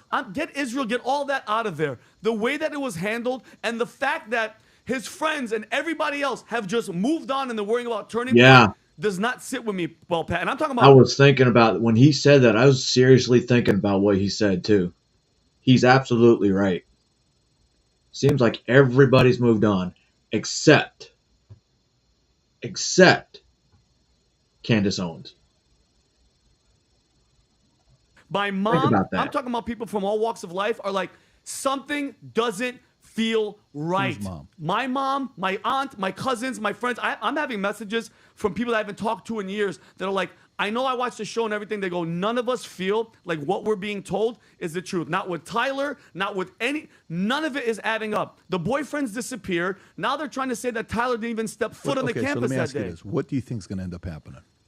Nothing. Just like every single time, PBD, they always get away with it. Evil on this sense, they get away with it. Because we're almost 3 weeks into it, and I know some of her points are a little out there. She's the only one. Nobody from their side is asking questions like this. If you were my friend, Pat, and I died, I would want you to be like, wait a minute, why were you touching shit? Who has the footage? And it doesn't add up. No Tyler shit. doesn't even add up. I'm like thinking, fuck, maybe people are getting tired of me doing Charlie Kirk segments, but in my mind, if I stop doing them, that people forget. He's right. happened, Tom? So I'm thinking three things. Actually more like two. The first is there are hard facts that dots aren't connecting. Did he fire one shot from up on top? Crowd reaction appears to be a little different. And he really ran off that way with that gun of that size in that jacket or blanket, whatever he had there. He was walking peg leg down the street with the gun down the leg of his pants. You know, there's things on the Tyler angle that don't add up. How's life in Canada? Why is this older gentleman standing up when everybody would be ducking down? You know, I was in a restaurant when a gunshot went off in a bar. One gunshot. Everybody was on the ground. We were all under the tables until a server said, you know, our security guy took the guy outside. Nobody got shot. But I've seen that. So that's one point in my life when I was in college. I heard a gunshot indoors. You're all down. Yep. Why is this old guy standing up waving a hat? So I see little facts like this that just don't seem to add up. Why wasn't there police? By peachy, do you mean Georgia? Because when I hear peaches, I think of Georgia. And butts. But Georgia. And butts. Because in Georgia you have both. They're taping up the scene. Why are people taking cameras that would be holding footage that would be of great interest to the FBI? Why is the Utah governor coming to the microphone? We got him, and we got the gun. It reminds me, if you read Oswald, they did the same thing. They held up the Italian gun, Everybody took the photos? and then they talked about Oswald, and a day later they killed Oswald. Yeah, weird. Brandon, what do you think happened? What do you think's going So on? these facts bother me. There's my headline, Pat. The facts that we can have Brandon, what do you bother think? me. So the only thing I could say for certain is that we're clearly not being told everything that the FBI knows. We're not being told everything the hospital knows. We're not being told everything Turning Point knows. And that was one of the things I was most excited about for this administration was the notion of having a transparent FBI for the first time where, you know, we know the games they play for, like, with the JFK stuff, with the Butler, Pennsylvania stuff, and even the Epstein stuff. But, you know, we're not getting that. And you would think that somebody like Kirk who... Listen, I don't know what he's talking about. But the amount of transparency we have in our government is unmatched. They're so transparent, it's like looking through molasses. Wait, you mean that's not transparent? The more things change, the more they stay the same. Was almost the most responsible person for getting Trump elected. Like, Trump could be in jail if it wasn't for Charlie Kirk with what the Democrats wanted to do for him. You would think that he would have come down with more vengeance and more curiosity about what happened to Kirk and spoke about that more. So I'm surprised to see that from Trump's end that he's not more curious about what happened to Kirk. I'm surprised that Kash Patel's not being more transparent and forceful to find out what happened. And then not only that, they're withholding stuff from us in addition to not being transparent about it. So I don't think there's enough to say for certain who might have done it, but I can say for certain that we don't know everything they know, and they're like they're forcing us to come up with these theories and alternate opinions because they're deceptive. How long are you willing to be patient? Like, actually, Hanlon's razor, okay? Achman? Hanlon's razor. What's that one? Hanlon's razor, if you pull it up, Rob, I'll read it. Hanlon's razor is... Never attribute to malice. Never attribute to malice that which is adequately explained by stupidity, Tom, or a mistake. So it suggests that negative events or poor actions are more often the result of ignorance, incompetence, carelessness, or other non-malicious factors than intentional evil or malice. Let's take this as innocent until proven guilty. Perspective real quick. Mm-hmm. None of this stuff makes sense. Bullet goes in here. See? It shouldn't be an explosion. Bullet goes in here. It comes out because it should. The damage doesn't go in like that. The damage comes out. So I'm with you. I'm on this. Literally, he said the entrance. Everyone else, the experts, are saying it's an exit. I am saying it's an entrance. Same page. Mm-hmm. That coming out looks like it didn't come this way because at first we thought it was blood squirting. It's not blood squirting. It was actually things. So that's good that we're seeing that. The guy standing up automatically and starts walking towards the area being shot is the same guy that was there on 9/11. And then the guy putting the chip in the hat and walking, all this stuff, I'm with it. And but to me, I guess the question I'm asking is, how long? Imagine you're them, you are Cash, you're doing the investigation. How long should you have to get to the bottom of this? I'd give them 90 I guess that's days. the part that we don't know. 90 days. And what max. is the protocol? What are you supposed to go through? What's supposed to be the process? How many people are you interviewing? How many people are you supposed to be talking to? You know, the fact that you're seeing the place being fixed up, and that's where the shooting was, and you get it fixed. Have they made an announcement why they did the construction? Absolutely not. It's not just Has the fixed up, school Pat. made It's any changed. I totally get it. No Rob, is autopsy. there any announcement by the university why they've done that? No, I took a look this morning. I could not find a single news article, nothing about any type of construction that was being planned Can either. you send me, is that clip on I don't think Candace said she saw it. She talked to the guy with the camera. Twitter? I have her number Is again. that is that number? Yes. Pat, should I call her again? There's no autopsy, More right? fucking What changed. is the I'm gonna call her name. Her name is Ellen. I could call them right now. call them right now? Okay. I love this. Call them right now. This is what? This is the university? Rob, is can we UVU. call and you just Hang on 1 second. So you think about this incident, and I'm gonna bring it up, and people can fucking hate me for it. Sandy Hook. Sandy Hook. They tore that elementary school down kind of quick. Just saying. and what I'm trying to find out is Z, I'm doing it. all we want to know is one thing. Have you made the announcement of Utah is a one-party consent state, so you're good.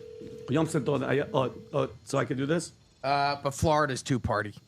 so you can't do yeah, that. You yeah. can't do that. Well, but this is So- all I've been getting. Nobody picks up. the I know. phone. You can't do Yeah, that. okay. So what I want to do is I'm going to ask the question. No, you're to good, see Laura. If they've made the announcement. You don't just fix up the place that got shot up and not make an announcement about it. So play as if you're on the inside. What's your argument? Don't play the devil's advocate. Play the opposite of devil's advocate, which is, what do you call the opposite of devil's advocate? Oh. What is the antonym of devil's advocate? How do you God's advocate. Yeah, I mean, do you know what I'm because, saying? Like one how do being the you opposite, the play opposite opinion. like they're doing everything truthfully. Okay. What's your argument? You're on Cash's team. Give that argument. On Catch's team, it's like, well, I mean, the shooter. Well, you would say that it would be because they don't want to give evidence away that would be pertinent to know on the FBI side. But Cash is the one that came out and said, "Hey, we got him," before they even had him. So that contradicts the notion of them trying to withhold things from the public. Yeah, saying that you have a shooter that fast before you actually had the shooter doesn't add any credibility to you, which you've already lost the But credibility. remember, you're not doing it. Just do it for a second. Do it. Well, they're handling You're the spokesperson for them, and you truly know everything they know. Okay? Speak on their behalf. What do you say? Hey, I respect the public's curiosity here. It's a horrible thing that happened to a very public figure. This is an active investigation. There are multiple angles that are being pursued here, and we have to pursue those and complete the investigation without tipping off people or without framing it through the media, and we can't lose our opportunity to prosecute because certain things are misrepresented in the media. So you need to let us do our work. We're interviewing a lot of people and following a lot of leads. Now I'm stuck. So let's say I'm the press secretary for the FBI. Says, well, so why did you say you have you got him? If there's a second shooter, do you have to come forward and say you don't got him? So in that case, Pat, it would be hard for me. Now how do I spin from the inside? So you're saying maybe you don't got him. You're saying you're still investigating him. Either you got him and you're done, FBI, or you're pursuing other leads, still looking into it. Which is it, sir?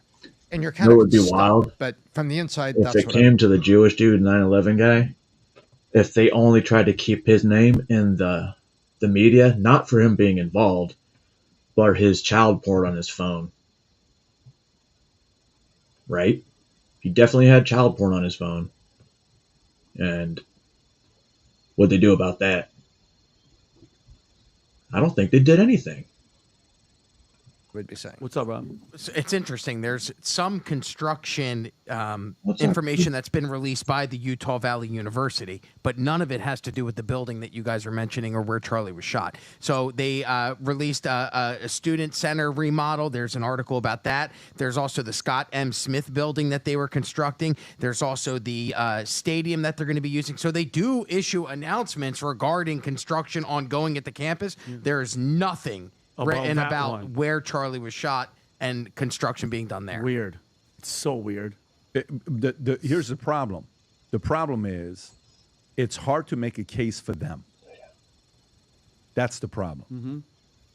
It's hard to make a case why it's if let's just say the school does have that construction scheduled. You're the FBI. You're the local PD. Guys, you're not touching this for 3 weeks. Yeah, a week. Can you look up, Rob, what is the longest a crime scene stayed intact? Yeah, how long was Vegas What stayed is the intact? longest a crime scene stayed intact just to get all evidence? Or the average amount of time even? I want to know the longest. I want to know the longest, not the average time. I want to know, because shorter, average is going to be probably 8 hours, 12 hours, 14 hours. But what is the longest a crime scene stayed intact? And maybe that's not the question, Rob. Tom, what's the question? Are we asking the question the right way? Do you know what I'm trying to ask? Standard practice, maybe? Yeah, what is the standard? No, that's not what I'm talking about. Oh, you're saying like I'm talking there was a murder scene. Like, what's the longest? 40 plus days they later use in Brock. homes or Years hitting later. containers. 40 years later. No, but that's not real. What I'm asking is, what is the longest in America after a murder took place that the FBI asked to keep the murder scene untouched for them to investigate the entire, homicide? Okay, I want to know this question because I want to make comps. I want to make comparisons. Let's look at this here. In Joseph Mankin in 1969, the FBI exhumed the body. This decades later, and get the DNA names of Donald Johnson. If you liked it, I can. No, I want to know how, because let's just say we'll look this up. Shouldn't be hard to find this, Rob. I just don't know if we're asking a question the right way. Let's just say if there's cases where it was 40 days. It better be bigger than this assassination. Let's say there's cases that's 2.5 months. I'm sure there are. Why did you move so quickly on this one? I don't understand that. Leave the scene the way it is until we get everything figured out. Okay, so World Trade Center, 8 months. Okay. John and Ramsey House, Boulder, 6-year-old murder, family home remain under investigation for months. Looks like evidence was collected over a long span, but the house was eventually released and later sold. 6 hours. The house remained sealed and under investigation for months. Okay. Yeah. So John Benet Ramsey, 6-year-old murder, Oklahoma City bombing, okay, Manson family murders, crime scene for weeks. The Tate La Bianca houses were crime scenes for weeks, but eventually returned to owners. For weeks. That's weeks, bro. Yep. Weeks. Typical duration is what most homicide scenes in the U.S. are held for days to weeks, sometimes months if the site is a large or high profile. Is this not a high profile? So do me a favor, Rob. Go with the question and ask, how long was Charlie Kirk's scene kept, what do you call it? Maybe 12 hours. Oh, how long did it say? How long did they say? How long was this crime scene secured? Yeah, I guess intact. How long was Charlie Kirk's crime scene kept intact in order to finish the investigation? Okay, while he's typing that, in order to finish the investigation. Okay, let's see what it says here.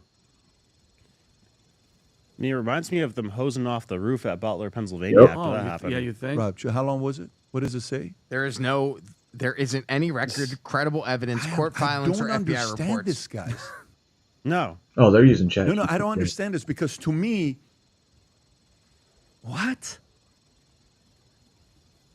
What was that guy's, the something collector, Bone Collector? What was that movie? With Denzel. Denzel Washington and I don't know what it was. So but Bone Collector. There's a simple question I have. Angelina Jolie. Why Good movie. didn't the police secure the area and take all the photographs? They have these little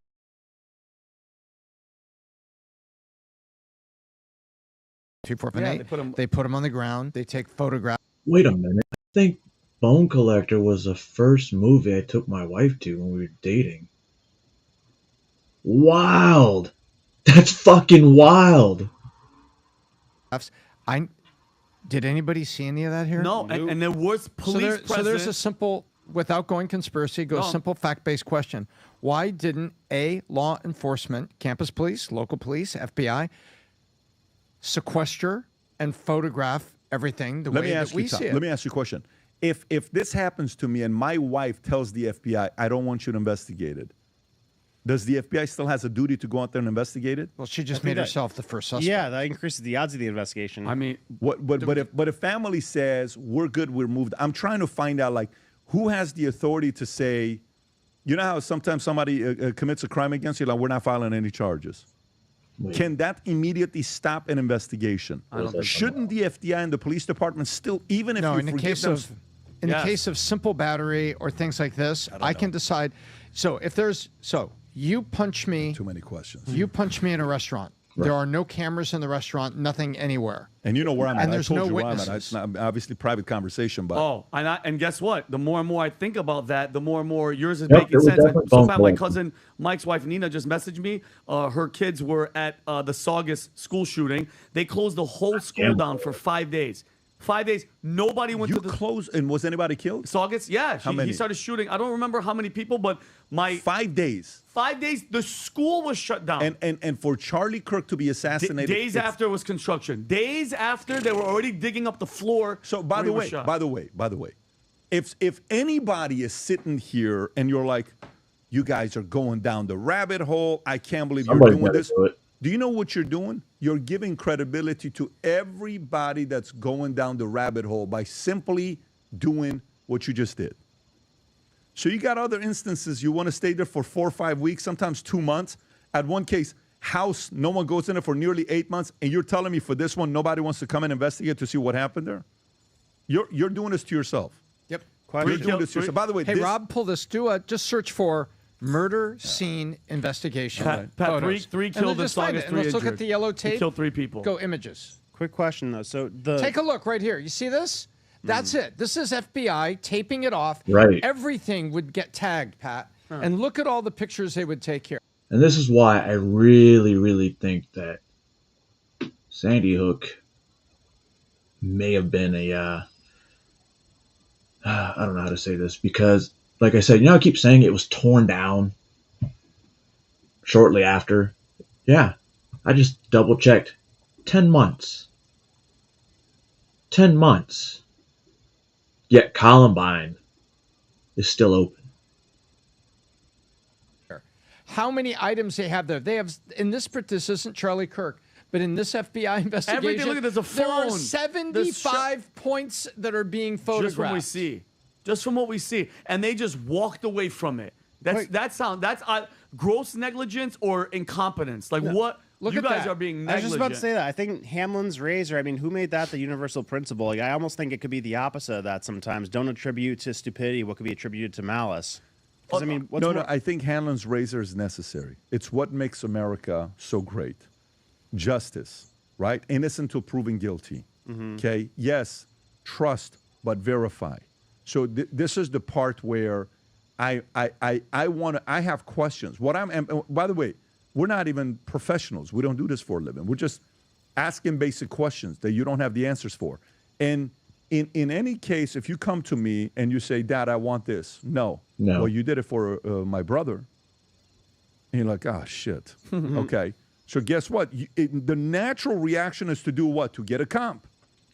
My offer is $800,000. This is a $1.1 million house. No, it's an $800,000 house. Why? Because a house that was built after yours in better condition with recent upgrades, with 1 additional bedroom and a swimming pool, and 0.1 acre bigger than yours sold for $798,000, and I'm giving you $800,000. And that happened 3 months ago. I'm using the comp. Yes. So to me, the comp on this You lost me on that one. If you've spent weeks at a different place, and this is the biggest story, the biggest assassination we've had in America the last 60 years, and you move this quickly, I don't know. To me, the biggest thing is this, by the way, okay? To me, the biggest thing is when the conversations comes about, well, it's Israel. Nope, I'm not putting it there. To me, the conversation, well, they had a meeting because of this. Okay, Bill Ackman shows the text. To me, the conversation is, okay, you want to debunk those or whatever? Fine. To me, but then if you're hearing conversations about, no, man, why don't you guys want to ask more questions to see what happened? Guess what? You give credibility. That's the area where you're like, there's a point there. There's a point of what's going on here. You want me to sit on the sidelines and think that's it? No, your comp sucks. You're losing. By the way, again, this goes back to the Epstein situation, where you ask, again, too suspicious that all of these things are going on. Who are you protecting? Who are you hiding? Who are you defending? Who are you worried about? Of course, we heard the one story that the guy comes out and says, Bill Clinton, yes, but Trump, no, right? What was that one? The DOJ for James O'Keefe DOJ for Project James Veritas. Yeah, and so, okay. No, he didn't do anything for us. Yeah, he actually did for you, right? So we learned. But you make people be skeptical. So to me, yeah, the construction of Utah Valley University campus site where Charlie Kirk was assassinated involves removing the bloodstains, grass, and replacing it with bricks, creating a makeshift memorial area where people can leave mementos. There are no confirmed detail on additional permanent structures beyond this modification. What type of construction is being done at the campus? Bro. And you do it that quickly? No. They say the scene was held for 8 to 14 days before releasing it. Yeah. That's according to Grok. Guess what? Yeah. That's not what I saw where students were recording going, look, Right they're up already front. digging it up. I'm just curious, too, from our audience, that poll that you ran, what's the percentage of them not being convinced about the official story? Do we have the... I'm curious to where... That's a good question. Last time I saw. 82% are like, no, That's not... nearly 8,000 votes. That's of people saying that. not believing it, and good for you guys. Yeah. You have to question Wow. for just this guy's, just for his for Former Charlie, bro. For PBD's his soul, got a bunch of because nobody, conservative followers. his friends aren't doing it. Yeah. Like where is the whole? Everybody's moved on. They're on podcasts, smiling, and your boy, your husband, your guy that was running a $500 million company is gone. And y'all are just like, yeah, we're gonna just release old footage of him. We have tons. They use the word excited and smiled. I know all And they have a different person hosting a show pretty much every day. It's still going on. I still get the notifications. everybody grieves in their own way. But guys, for his sake, take a time out with the future of TPUSA and find out what the hell's going on. Ask about that. George Zinn, I don't know where he is. I don't know where the child pedophilia on his phone is. There needs to be. Oh, see? I hope they're doing it, guys, because you know Let me what's ask going to you, happen. what is Tucker questioning? I don't even. Have you guys even heard what Tucker had to say? No, but I haven't even. we've seen cases like this where, the district attorney is downtown and all these people show up. Charlie Kirk uploaded 3 videos in the last 15 hours. Or 15 hours ago. And they're holding little pieces of paper, and they're usually quiet, like a vigil, and they say, answers for Ashley, right? Yes. And they have a picture of her, and they're saying, holding it up like this. You've seen it, Pat, where they're all sitting there, and then they'll ambush the district attorney when he's walking out one day. We need answers for Ashley. What other investigation are you? We need answers. Where is everybody looking? You know what I mean? Yeah. I'm so disappointed in them. What? And the only thing Tucker did, because I haven't seen anything, because Tucker's been doing segments and guests and the 9/11 stuff, which was fantastic. The only thing that he did was the memorial. Which, another question: why weren't Charlie's parents at the memorial? I'm very curious. If anybody knows, I get it. It's a tragic. Your son was assassinated. This is a big event. The president of the United States is there. Why weren't the parents there? That I I'm didn't very, know. very curious. That one, when he said that, I'm like, if that's true, which apparently it is, why weren't his parents there? Why didn't they want Candace Owens to be there? Why? Why ask why? Try Bud Dry. As to that, I'm very, very curious, because you would think the parents would be at something like that monumental. That's something that Have they spoken out? I haven't Have they heard said anything. anything? What up, Gil? Have they come out and said anything? Charlie, I've Same not to you, brother. seen Hope you're having a the good only day. thing, and I'm Yeah. sorry, going back to my point, Tucker. The only thing Tucker did was speak at the memorial, and he said Jesus was speaking the truth, and he was murdered. Same thing that happened. That was a quick speech to the point, and he left, and that was it. But is he speculating and asking any questions? I haven't heard He is anything. heavily supportive of what's going on with Turning Point USA. Heavily. He's asking, whatever you guys need from me, I'm here for you. Yes. So what does that mean? Do you trust Tucker? I trust Tucker. So why is Tucker so supportive of Turning Point USA? You think he would? I think if he had some questions. Well, I think immediately when it happened, he donated $1 million. $1 million. That's. But no, Tucker just a couple days ago on the Turning Point USA podcast says, whatever you guys need from me, I'm here for you guys. That's what he said immediately. And he is a guy that you would have seen in a situation like this questioning if he felt something he didn't trust. And he's not. He's not. He's just saying, hey, this is what's going on. I Well, lost he's a friend. kind of leaning towards Israel. And he's moving with it. So this is what I'm about. I want to see what everybody else is saying because I want to see what's going on here. I want to see everything. If you can go through this season and just kind of hear some of the stuff out and not be controlled by the mob and jump to conclusion, you'll be ahead of the game. Naturally, you're going to want to gravitate towards somebody. Naturally, you're going to want to gravitate towards what you're thinking happened. But reason is being willing to hear opposing arguments that contradicts your own argument, if your ego will permit to do that. And we're willing to do that. And we're willing to do that. This was a very special guy. Charlie is a very, very special guy, and he will not be replaced. There's not going to be a guy that's going to come and replace Charlie Kirk tomorrow. There's a bunch of guys that are going out there saying, hey, we're continuing what Charlie did. Like, yeah. Glad you're inspired. He's a good guy to replicate and duplicate, but he was a one of one, and may his soul rest in peace, as I'm certain it will. This shirt. Oh, well, ladies and gentlemen, see, it's when people stop asking questions that, like they said, people just move on. Which is weird, because we're the generation of why. Why? You can't do that. Why not? Because you can't. That's not really a good reason. Why not? Because you can't. Well, I'm going to do it anyway. And we're going to see what happens. Wait a second. That was kind of cool. I'm going to go do it again. And again. And again. Because you told me it was going to be bad. And that I couldn't do it. I can do anything I want. Well, almost anything. I can't walk through walls. I don't have x-ray vision. I don't have super hearing. But I could. Maybe all I need to do is find, like, I don't know, a meteorite.